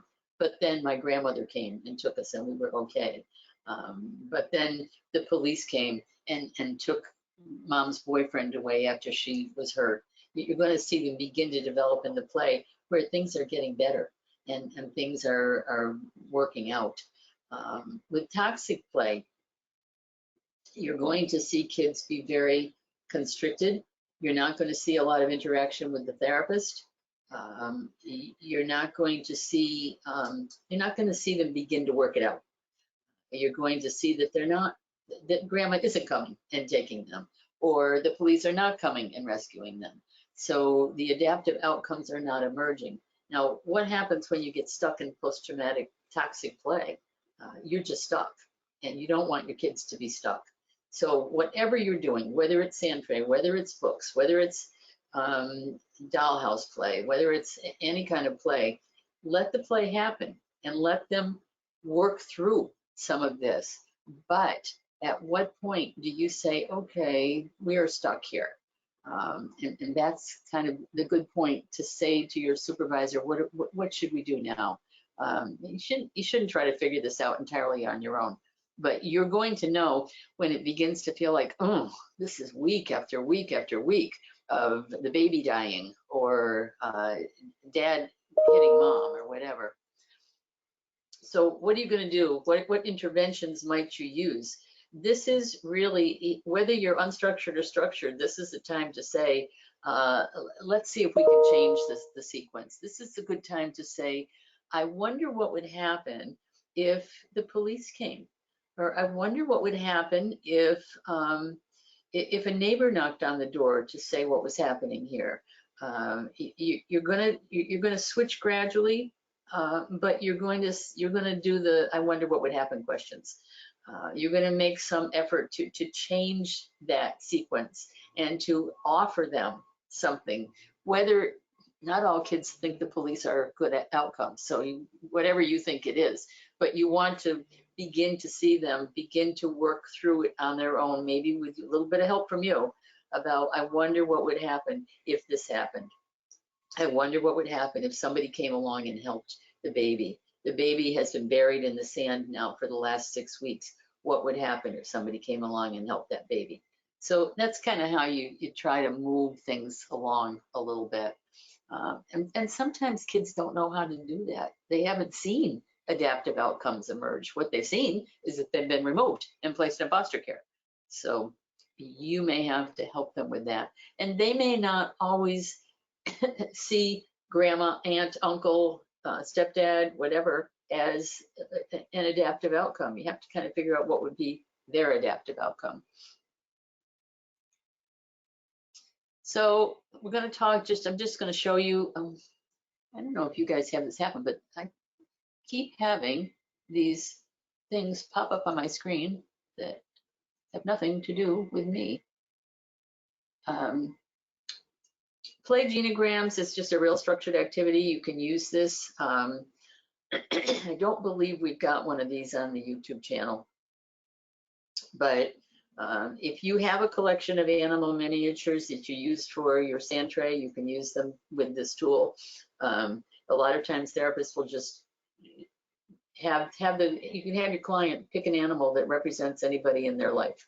They can pick an animal that represents them. They can pick an animal that represents dad, mom, whatever. And then you can have them, you can use a piece of felt, you can use a piece of paper. You can have them put the animals in relation to where they think they are to you. Which animal is the closest to your animal? Which animal is the farthest away? Which animal do you want to spend more time with? Which animal would you wish would go away? And then you can kind of draw the genogram that way. Now, how might you do that on telemedicine? Probably kind of in the same way with a whiteboard. It's just a little more challenging to do. And if you have the little animal figures in something like the sand tray, you can pull those and use them that way. This critter genogram, this was Judy McGrath's actually. We were doing this training and she said, I just did a critter genogram and I took a picture, and she went out during the break and brought the picture back in. And the way she did that, same way, she said these were two little girls that had been adopted. And these figures over here are the adoptive parents. And this blue and white bird were the sibling group, the two little girls. And Judy just put the heart down, because you can also use a felt heart for this, and said, here, you can put these animals any place you want. And these little girls did this really, really quickly. And then they pretty much said it, and the adoption wasn't going well, by the way. This was, these two little girls were Hispanic, and the adoptive parents were Caucasian, and they just were not meshing. They didn't seem to understand each other. They didn't know what was wrong with these kids. They didn't know why they couldn't make these kids feel wanted and loved. But different ethnic groups, different people have different ways of relating. These adoptive parents lived a very quiet life. They didn't have a lot of people in and out of their house. And the girls were, and they really didn't know why the adoption wasn't going well. But what these kids did was take all of these figures and dump them all over here, and then put themselves right here, kind of aligned with all of these figures. And here's the poor adoptive parents sitting out here on the sidelines. And what they were able to say to their adoptive parents is that in their memory, whether or not it was accurate, but in their memory, they lived in a neighborhood where everybody came out at night. And again, this is probably a stylized memory, but this is what they remembered, that they lived in a neighborhood where there were a lot of people around, and everybody came out at night, and everybody interacted with everybody else, and they never felt lonely, and they were removed from their parents, but this neighborhood in their mind was still there, and they were reacting to the loss of that. Now, what did that allow the foster parents to do, the adoptive parents? It allowed the adoptive parents to kind of understand why these kids felt so isolated in their house. And allowed them in that one little thing with the critter genogram to understand what was happening with the adoption. It wasn't that the adoption was terrible. It wasn't anything. It was that the kids were lonely, and they were used to a much more interactive household and much more interactive culture than the one that they were in at that point. So it did allow her to salvage the adoption, and that took 10 minutes. So some of these things are really quick. A lot of you use this, and this is a technique that you can transfer to telehealth pretty easily. Using the little paper figures, you can buy them in Michael's, the little outlines, the little cardboard outlines of the boy or the girl. And you can have them pick whether they want the boy or the girl. And you can just say, I wonder how this boy or this girl is feeling about something. I wonder if this boy or this girl is angry about something or scared about something. And let's color it in, and let's just see how we're feeling about some of these things. You can do that with a heart. You can do that with a heart shape. You can do that with a little boy and girl. You can draw your own. You can do it on the Zoom whiteboard and let them color in the parts of their heart. And they can say, okay, blue is for sadness, red is for anger, orange is for scared, whatever they want. And then they can pick the colors, and they can color in either the little body, they can color in a heart. You really can do this in however you want. But it is an easy thing, and it doesn't require a whole lot of equipment. One of our things on the YouTube channel, Amy and I did a thing about bibliotherapy because before the pandemic, you all were able to come in and borrow books out of the clinical library. And when Carol set up the Bradenton office, she's got a beautiful clinical library with all kinds of books. And the therapist would borrow them and take them out. It's kind of like a lending library. And then when we couldn't do that anymore, that's when we developed the playlist. But the thing with bibliotherapy is that kids can just stay in the story. And if you really looked at a lot of the Disney books, if you look at any of the Walt Disney characters, none of those characters had mothers. Dumbo lost his mother. Bambi lost her mother. I forget whether Bambi was a boy or a girl. They all lost their mothers. Nemo, the mother fish, was upended way in the beginning of that story. But none of these kids had mothers, or none of these characters, but they were all animals. So kids seem to do a lot better with animals than they do with stories about themselves. I think it allows them to stay away. We have tons of books here. We have tons of books in the Bradenton office, and we have a ton on the playlist on YouTube. We have Rosie's story, again, perfect example of a metaphor. This is I forget, was that a dog that was adopted by rabbits, or a rabbit that was adopted by dogs, or they're always animals. The whole words are not for hurting, hands are not for hitting, feet are not for kicking. That's a whole long series that we use. The Kissing Hand is wonderful for separation and loss.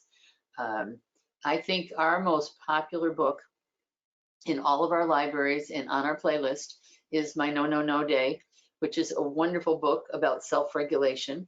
It's actually a British book, which I didn't realize until I saw another version of it when she was talking about having tea with her mom. But it's a wonderful book for self-regulation. It happens to boys too. Wonderful for boys, because there's not very many books about boys that have been sexually molested. But we have a ton of books, and we have a ton of books in the playlist, so you can take them out and use them. I always show It Happens to Boys Too, because it's a very old book and it's out of print. It's a book from the 80s, and I don't usually use a lot of stuff from the 80s, but it really was spot on, and we have used this book a lot. And I had it reprinted and rebound over at Home Depot because it was out of print. But it's a really, really good book, and we've gotten a lot of little boys to be able to say that happened to me too. So it's a really good tool. The sticker technique, I know that people have told me that they've done this on telemedicine. I'm not sure how. Although I think, Carol, you told me that you did this on telemedicine, that if you're doing it in person, you can read the book and you can hand the child Post-it notes and say, if there's something on this page that you want to talk about, put a Post-it note on it. And what happens with kids is that half the time they don't remember why they put the Post-it note on it, but they pay more attention to the book. So, but then you can go back and you can say, okay, you put a sticky note on this. What did you want to tell me about what happened to this rabbit, this raccoon, this little animal in this story? I do remember Amy talking about using it with the 3 little hoodlums that destroyed the play therapy room. And they were very attentive because now they had a job to do. So they'd all sit in front of her and put Post-it notes on the book. But it's an easy technique to use. Storytelling, you know, some people are really, really good at storytelling. And there's a lot of different ways that you can do mutual storytelling. You can start out with, once upon a time, there was a little animal and he was lost in the woods, and then the child can give the next line to the story.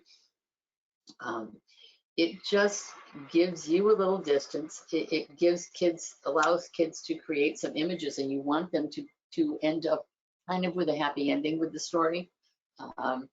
You can also use little blank books. You can buy those at Michael's too, those little white blank books, and they can write something and you can write something.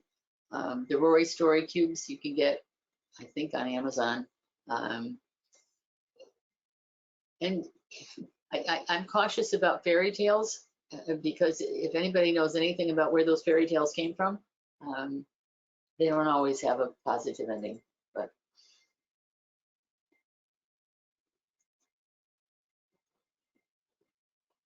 actually, let me say one more thing about fairy tales. There is a very old book. It was written at the turn of the century, and I forget the author, but it was supposed to be a satirical book, and it was supposed to be a satirical book about children. And in these stories, a lot of the children were hurt or killed. I've never been quite sure what the satire was, but one of our therapists, who's no longer with us, found this book. You can find it on the internet. And she had a 9-year-old girl, and the 9-year-old girl was having a problem with lying, as many of our children do. And she read her the story, Matilda Who Lied and Was Burned to Death. And so now I've never heard of it. So I looked it up on YouTube, and it is a perfectly dreadful book about a little girl who lies and says that her house is on fire, and the policemen come, and this was written in 1909. Policemen come and say, oh, you lied to us, this was a false alarm, and now we can't help the other people whose houses are burning because you lied about this. So Matilda is now punished by her aunt and uncle, and they go out to the opera and they leave her home, and Matilda's house catches on fire, and she cries out the window, fire, fire, and everybody says you're a liar, and nobody came, and Matilda burns to death. So the very last picture in this book is Matilda's gravestone. So I guess satire in 1909 was different than it is now. But just be careful about the books that you're reading. Be careful about the fairy tales if you're going to read fairy tales, because the Brothers Grimm had a dysfunctional childhood, and it shows in their fairy tales. Again, art therapy is the easiest thing for you guys to do. It really is. You can allow your child to draw on the whiteboard. You can allow your child to draw in front of you. It allows kids to draw things that they wouldn't be able to draw otherwise. They wouldn't be able to share with you otherwise. You can use this as a structured activity. If you know what the house tree person is an evidence-based model. Or you can just let them draw a house tree person, and believe me, you don't even need the evidence to figure it out half the time. But you can say to a child, I want you to draw me a picture of a person. It can be any person. I just don't want you to draw a stick person, but draw me a picture of a person. Or you can say, draw me a person picking an apple from a tree. A lot of when I've seen the person picking apple from a tree, what you get sometimes are adaptive or non-adaptive responses. You get kids who draw themselves on a ladder and they're picking the apple and everything is fine, or it's raining and they don't have an umbrella and the ladder won't reach to the tree and the fruit falls off the tree and they try to reach to it and they fall off. Those are clearly not adaptive responses. The house tree person, again, we have the book, we have it here. Oh no, that's not the one. I'll come to it sometime. We have a book to go through and chart the house tree person, but you really don't need it, because half of the time they will draw something like that little girl drew when she drew the police coming and the blood and the tasers and all of that other stuff. And from there you have a conversation. From there you have a picture that you can say, tell me a little bit about this. Tell me a little bit about this little girl in here. With the draw person, you can keep that going for a while. You can say, is this a boy or a girl? How old is this child? Does this child have a mom? Does this child have a dad? What kinds of things make this child happy? What kinds of things make this child sad? You never have to attach it to the person that drew the picture. The picture that I show you guys all the time, of the little girl with her hands out, the sexual trauma girl with the Botoxy lips. I use that in a lot of trainings. I went through that with her, and she never even knew that I was asking her about her. But she was able, she had just testified against her father in a trial. He had been convicted and sentenced to life without parole. And she wasn't able to talk to me about that, but she drew it and she was able to tell me about this little girl, not her. So it's a pretty easy technique. And you know what I'd say about any of these techniques? Just try them. You get better as you try things. You'll learn a little bit more pattern as you try things. So don't wait until you're great at something to try it, because I don't think you're going to do any harm. These were a couple of examples of some of the art therapy that our kids did. This was a typical child welfare child. Therapist was in the home seeing this little boy, and the case manager came in. And this was the kid who they had found his father. His father lived in, I'm going to say Oklahoma. Father didn't even know he had him. So they found the father. They set up a series of Zoom calls, and the father said, yeah, I'll take him. And then, as so often happens, the father disappeared. And so the case manager came over to tell this child that he was not going to go with his father. And he drew this picture. And the therapist said, can you tell me about the picture? And he said, the blue is the sky. This is exactly what he said, because I wrote it down at the time. The blue is the sky, and the black is how my world is now. My heart is getting smaller and smaller. The square is me, and it has holes, and those are my breathing holes, and the yellow is lightning. So the heart is getting smaller and smaller and smaller, and then that's the last little heart. And that was just a kid who was just devastated that he wasn't going to go home, but he was able to share that. This is one of Cynthia Freeburn's kids. She was in foster care. Mom and dad were both in jail, and she was missing them. And she says, I think mom loves me, so does dad, but they aren't with me. And this is me crying. And last one I'm going to show you is that this was two sisters that were in an adoptive placement that I never thought this one would work. They had been placed with, the pre-adoptive dad was really their cousin. And he was engaged to a woman who was a teacher. And she wasn't terribly excited about the adoption, but these were his nieces and he wanted to adopt them.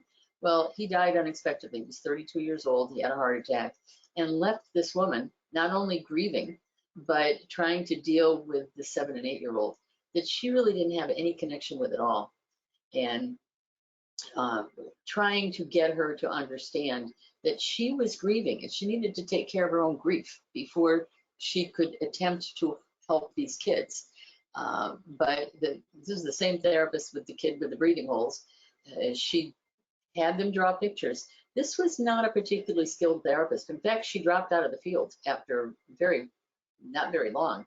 And yet she was able to get them to do these things and then said to me, well, what do you think? This was the 7-year-old was depicting the girl and her sister jumping on a trampoline with their guardian angels. And these were the guardian angels up here.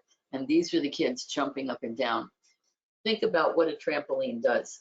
I have a lot of kids that draw pictures of trampolines. Because what happens on a trampoline?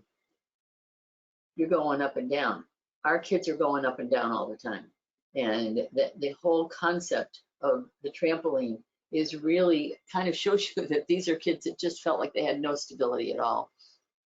And this was her sister who drew all of these little figures, all kind of looked the same, all lined up. And she just said, I don't have any connection to this woman. She didn't say it quite that eruditely, but she didn't feel connected. She didn't feel that the pre-adoptive mom loved her. And it was a very difficult situation. What I noticed immediately about this picture is that when you ask somebody to draw a picture of their family, you're more than likely going to see some interaction with whoever they perceive to be their family. These were just, everybody's looking in the same direction. Nobody's looking at each other. Nobody is doing anything. Nobody is touching each other, and nobody is connected to each other. So the end result with this was that it took a while. Pre-adoptive mom went to grief counseling and eventually began to recognize that these kids were grieving for their mother and father who had disappeared from their lives. And it had a happy ending. She did adopt him. It was a successful adoption. But one of the things that happened after this session is that the therapist was able to sit down with adoptive mom and say, this is what's going on with these kids. So you have to get your act together, and then we'll get your family's act together. And it all kind of came from a drawing.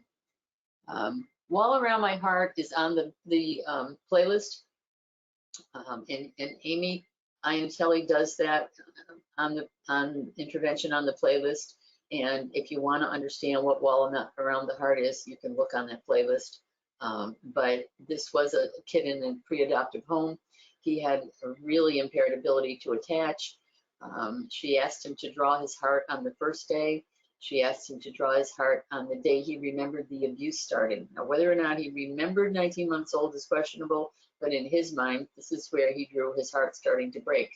And then she asked him to draw himself now.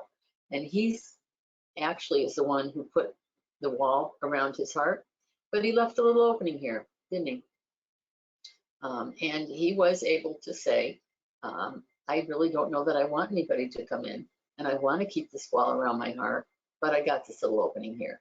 So, and that one had a happy ending as well. So we don't like to think that everything ends badly in our profession.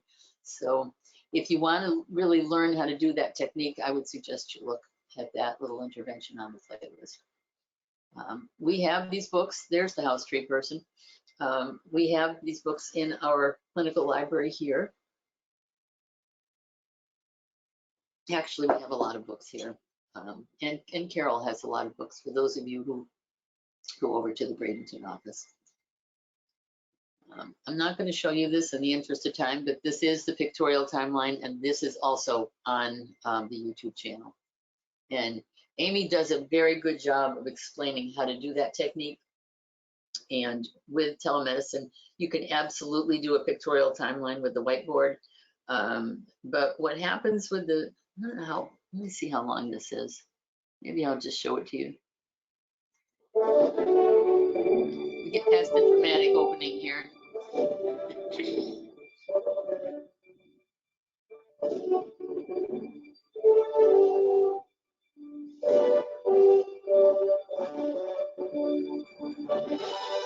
8 minutes long. It's got a little carried away there with the dramatics.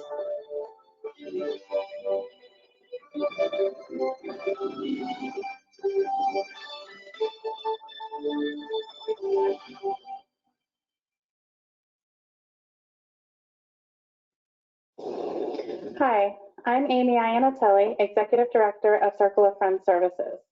We provide in-home counseling services to children and families in the child welfare system. We specialize in trauma, and this is one of the play therapy interventions that we use with our kids. So today I'm going to demonstrate a play therapy intervention. It's a creative intervention that we use called the pictorial timeline.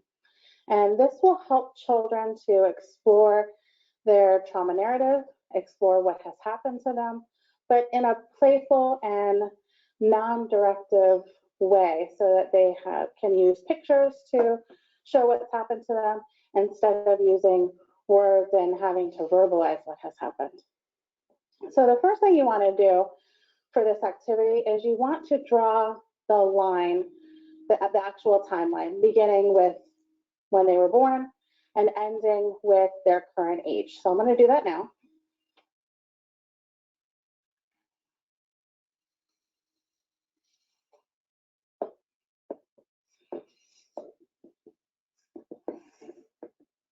And we're going to pretend that this child is 10 years old. So we put 0 to 10. Now the next thing I do when I'm meeting with a child is I'll explain that we're going to fill in significant things that have happened to him or her at various ages. And they don't have to remember everything. They don't have to know the exact age that they were. It's okay to take their best guess. They can include their family members. I've been in homes where they want to include mom and say, hey mom, when did this happen to me? Or when did I change schools? And then that will invite the parent to be involved in this process. And that's okay. That's really a good thing.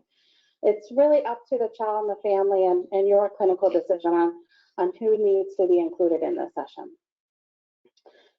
So again, just reinforce with the child and family that this does not have to be perfect and they do not have to be a good artist. They can really just do the best that they can.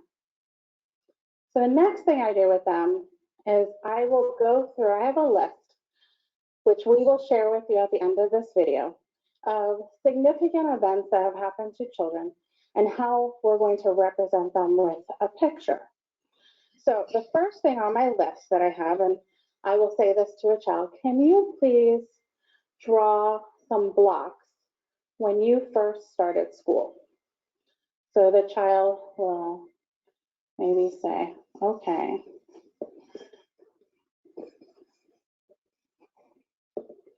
At age 5, I started a new school. So probably when he went to kindergarten. And these are some blocks. Then the next one is I'll say, if you had a new baby born into your family, draw when that happened. And again, you don't have to stick to black. I let kids choose whatever color they want to do. So we're going to choose blue. And we're going to say that maybe at 4, they had a new baby born.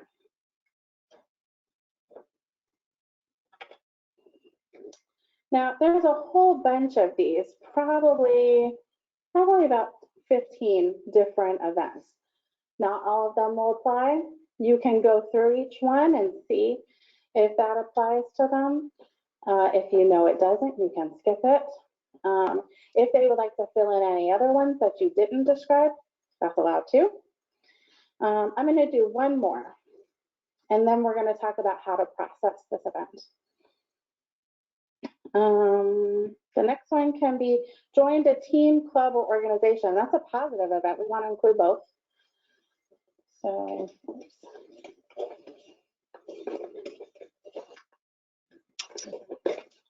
maybe at 6 years old, they joined a team or a club that they felt really good about. Okay, so you would go through the whole series until they're done, and then I'm going to show you what that might look like.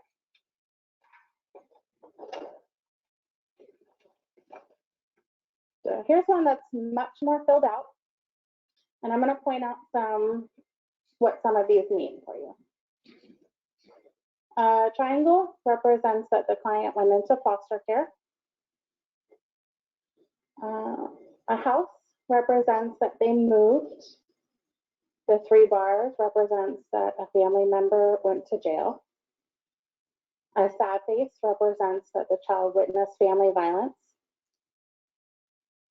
This is a pill bottle that is crossed out, meaning they had a family member go receive substance abuse treatment. This is a gravestone representing that a child had a death in the family. So again, we're going to include all these symbols for you on a separate slide at the end of the video, so you'll have that information to do this yourself. But once it's all done, you can see that it represents visually for you what's going on with this child, and they get to have that insight as well. So for this particular child, you can see a lot of stuff what was happening at age 9. And really, this is a lot of trauma. So not only was he put into foster care, but then a lot of changes happened. He changed schools, he moved, he witnessed family violence. This is a lot. And sometimes the clients might not even have the insight to know that a lot had happened in a very short amount of time. So as a therapist, this gives you opportunity to help the client gain insight, to express their feelings about things, to start the trauma narrative in a really safe way. And the therapist can validate their feelings, validate how scary things might have been, validate some accomplishments that they've had in the past and their strengths. It also gives the therapist an opportunity to get rid of faulty thinking. You know, the child might say, you know, well, this was my fault. And you get opportunity to say, this was not your fault. And you can talk about adults' job to keep them safe. So instead of having a very difficult conversation, this becomes a whole lot easier through the use of play and art and a medium that's a lot more comfortable for children.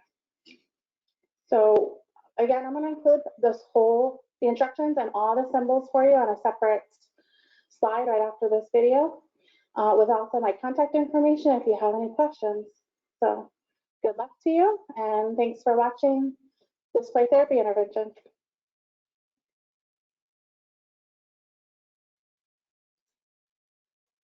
Okay, if anybody would like this, I can send it out to you. I have, whoops. You can tell we got a little carried away with the beginning and the ending when we first started doing these things. We're not quite as dramatic now.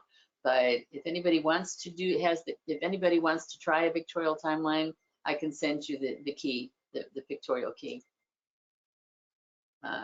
This is also, I'm not going to play this, but this is also on the YouTube video. It's called Good Night Yoga.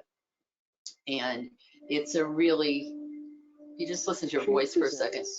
Good Night Yoga, a pose by pose bedtime story by author Marion Gates, illustrated by Sarah Jane Hinder. Even if you only listen to her voice, you're all set. We have a couple of yoga videos up on the playlist. Good Night Yoga is a really, really calming one. It's like maybe 4 minutes long, and she goes through all the yoga poses, and there's nice music, and it's very calming. And a lot of the therapists, when we first got the book and got the video, were using it kind of in the beginning to kind of get the kids to settle down and to kind of enjoy just having some peaceful music. And it really did, it really was good for deactivating the sympathetic nervous system. But again, that's there. There's also another one there called Breath of Joy, which is, it's more, not a calming activity, it's more of an activity to get kids to expend some of that excessive adrenaline at the beginning of a session by doing some exercises. And that's 2 or 3 minutes long, and that's really cute too. So again, you can use anything you want. I think you can,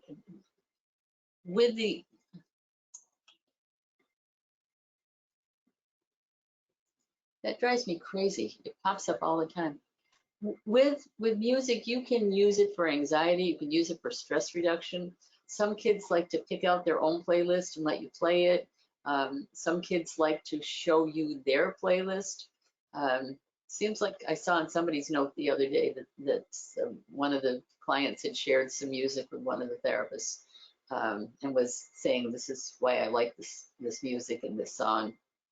Usually music interventions are kind of good at the beginning and the end, because you can, if kids get used to you coming in with some kind of a relaxing activity, then they will be prepared to work with you. It's like Carol always plays music at the beginning of group supervision to get people kind of into the idea of what they're going to be doing.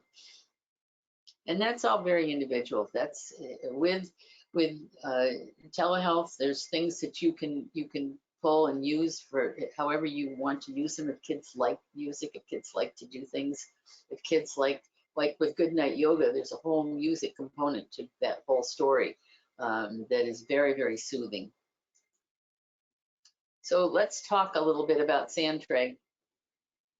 Sand tray has been a very, very good medium for us over the years. And as you begin to get out and work with your clients again, I hope you will get back to it, because for a very long time before the pandemic, our therapists were really known for their sand tray interventions and did some wonderful work with sand tray. And I think you've tried to do it through the telehealth and tried to do it through the virtual sand tray. It's just, as you see in this picture, some of what sand tray is good for is the sensory input from just touching the sand. But it really allows kids to have a little control over what they're going to share with you. And again, with toxic play, what you're wanting to see with sand tray is that if they're going to build a story in the sand that is toxic, that is damning, where people are being hurt, where people are being killed, you want to eventually see them repair and work their way through that to where the baby isn't always dying, or the mother isn't always being killed. You want to see them begin to develop a new story.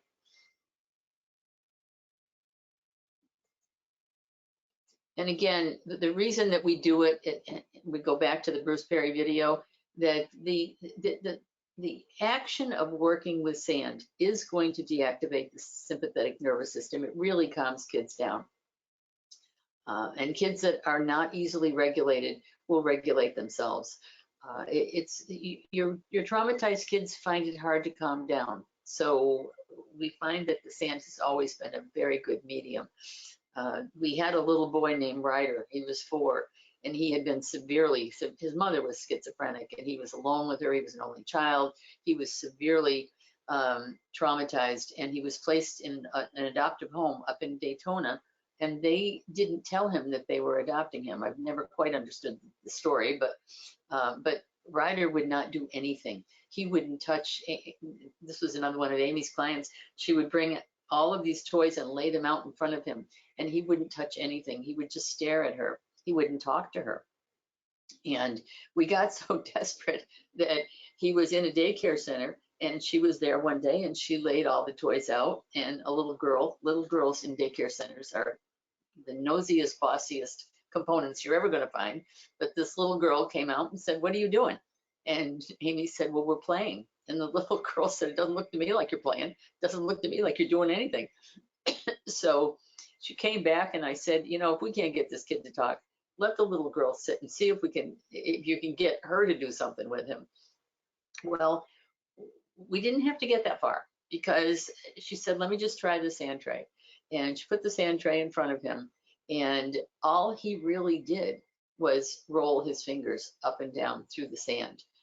He didn't build a house. He didn't build a story. He wouldn't do that at first. He would do the sand tray.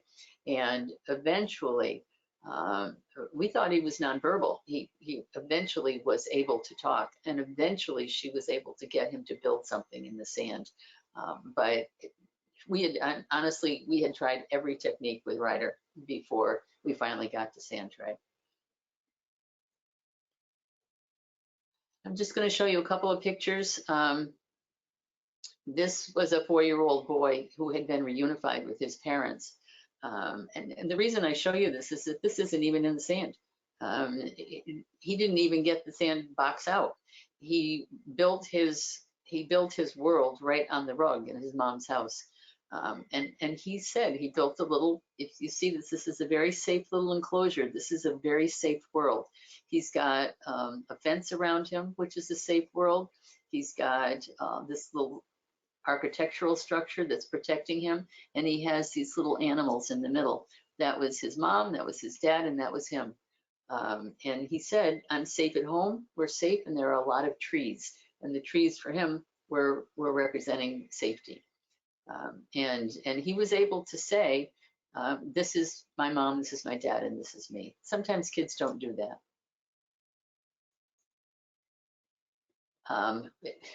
We used to have volcanoes. At Toys R Us, I used to be able to buy volcanoes. It's a little harder to find them now. But this little boy lived with a multi-generational family. He lived with his parents, his grandparents, and his aunt. And they were all fighting with each other. They were in a small house. They were all conflicted. And when you do a sand tray, what you're going to say to a child is, I want you to build something in the sand tray. Build me a world.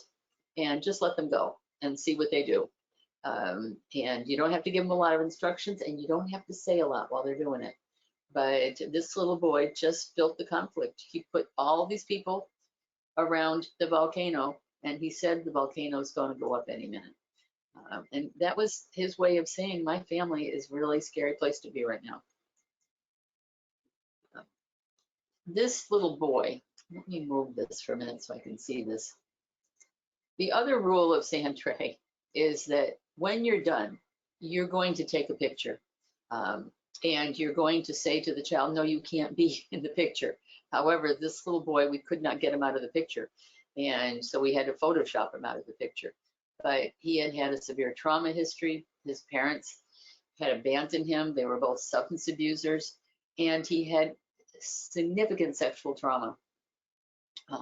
He disclosed sexual trauma after the therapist read him It Happens to Boys Too. And so the case was investigated, and the mother denied that it happened, and the case was never verified. And that really put the treatment of this little boy way back. He wouldn't talk about it after that. He was defecating into Ziploc bags and hiding them in his drawers. He was doing a lot of things that sexually traumatized children do. But we asked him to build a sand tray. And you always have to have a baby in your bag of sand tray toys. But he told his therapy, he built this sand tray, and he said, she didn't say anything. I said, well, how did you process it with him? And she said, I just said, tell me what's going on in the sand tray. Because you can never assume that you know what's going on. So ask your client, what's happening here? And he said, the baby is in the middle, and no one is protecting the baby. And if you see, there's a lot of, he interpreted these as a lot of aggressive, hostile figures. He had soldiers, and she said, what's this up here? You can't ever assume that if you see something that it's a bad figure. But she was able to say, tell me about this lion here, tell me about this horse here. This was a picture of a little figure of a man that I think he had a gun in his hand. And he was able to say, nobody's protecting the baby. The baby's in the middle, and all of these creatures are trying to get this baby. And because I thought it was a good sand tray, I did Photoshop him out. But most of the time, the kids will not get in the picture. About a month later, we had the same kid do another sand tray. He was still pretty much in a toxic state. In this sand tray, he had a girl figure in the middle. And all of these figures that he identified as scary figures were all surrounding her. This is a pretty aggressive, scary sand tray. We asked him what this was over here, and he said the man isn't helping the girl. So you never want to assume that it's the child's family. You never want to assume that the child is in the tray. You just let them tell you what is happening in the tray. And I'm going to do one more because I could do these forever. I've got millions of these pictures. And this would just show you, you don't have to be very skilled at this to do this. I had done a training on sand tray, for a group of therapists, and the therapists all left with little kits to do, the little sand tray kits. And this little girl was in a group home. It was her first day there. And the therapist was in her office. And the little girl's name was Faith. She was 9, I think. And she came in and said to the therapist, "What is that?" And the therapist said, "It's a sand tray. Do you want to play in it?" She didn't even ask her to build anything. So the little girl builds. This is a baby. It's kind of hard to see, but this is a baby. And this was a figure of a soldier, I guess. And she had the soldier laying on top of the baby. And then she had all of these other elements around here, and this volcano ready to explode. And so the therapist said, "What's happening here?" And she said, "The perpetrator is on the baby." And the therapist said, "Perpetrator? What do you mean? The kid wasn't there for sexual trauma." And she said, "I don't want to talk about it." And then she wouldn't talk about it. But she said to the therapist that the perpetrator is on the baby. So from that, we kind of deduced that probably the reason that she was there and the real history were two different things. And she did have a history of sexual trauma. Later on that month, she had an outbreak of genital herpes, and the mother's boyfriend, who we assumed was probably the suspected perpetrator. However, this was a completely unskilled therapist who never did sand tray, who didn't know how to do sand tray, who didn't even set it up correctly, and yet was able to get quite a bit of information. So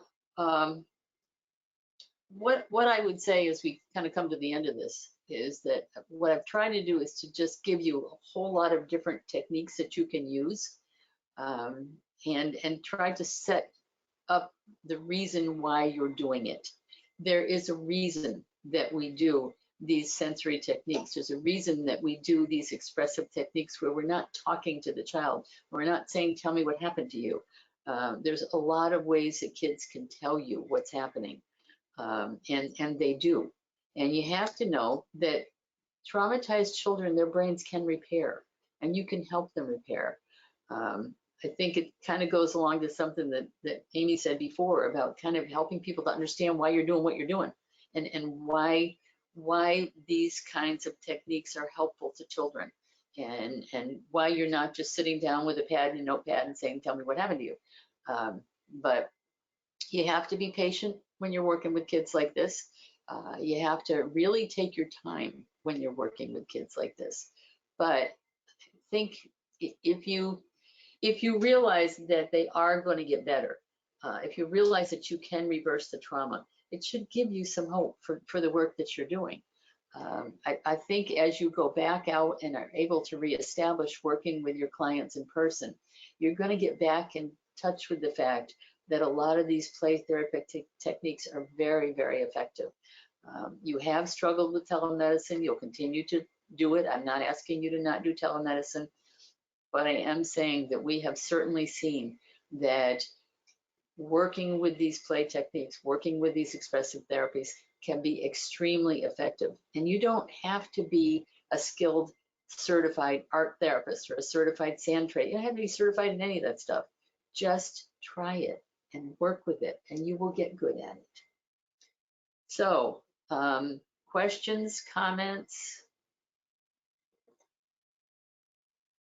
And that, I believe, is our last slide.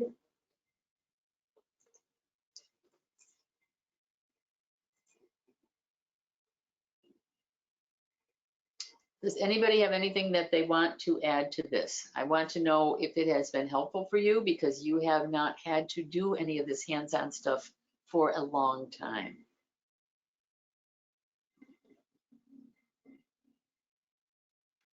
I think it's been very helpful.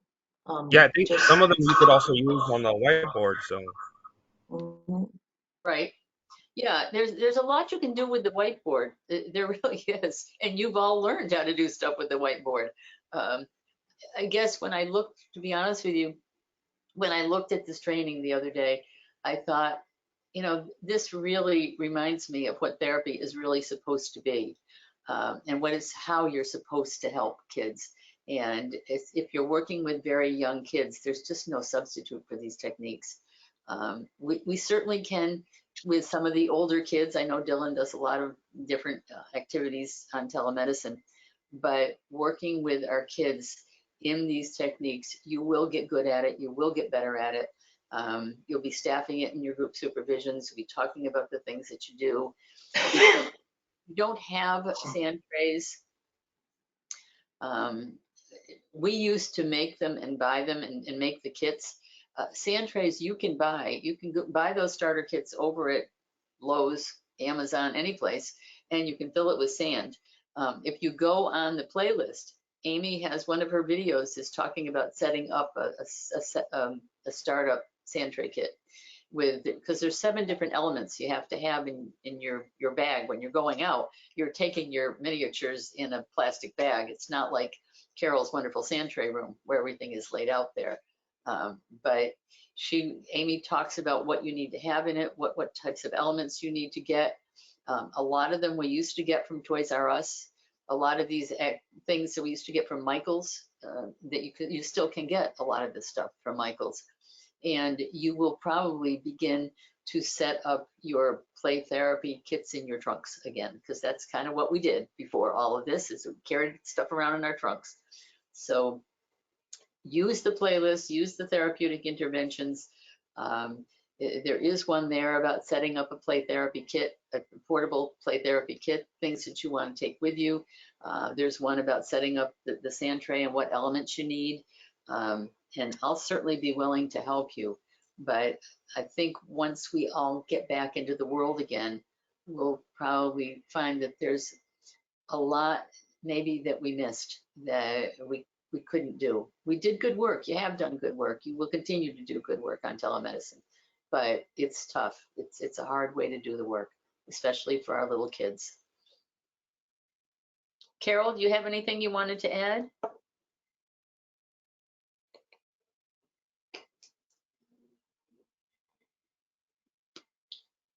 I know I'm excited for therapists to come into the office here. Amy has, and no one's been in since she left. I'm coming back. I was gonna say, if there was like a little thought bubble over your head, it would be, I'm so lonely here. Can somebody please come in and play with me? Right. Yeah, Yeah, I'll see you next week. Carol is lonely, and when she set up the Bradenton office, it didn't look anything like it does now. I mean, Carol really has done a wonderful job setting up that Bradenton office. And then we moved last February from Deltona over to the office that we're in now, and had it cut up exactly so that we could put this beautiful play therapy room in it. And we're only just recently, now we're 14 months later, still kind of people just starting to trickle in. So I do see a light at the end of this pandemic tunnel for a lot of us. And we hope to have you back again. Hello, Jillian. Always good to see her. She's extra needy today. We both just got over the stomach flu. Oh no. Rough week in the Murtaugh house. Oh, I bet it is. Yeah. All right, you guys, if anybody wants the key to the pictorial timeline, just let me know and I'll email it to you. Thank you, Oh, I'm Barbara. gonna want it. I'm gonna want it. Okay. Yeah, please, I'd like it too. All right, we'll do. Janet, Bye. Janet also, Barbara. Bye. Bye-bye.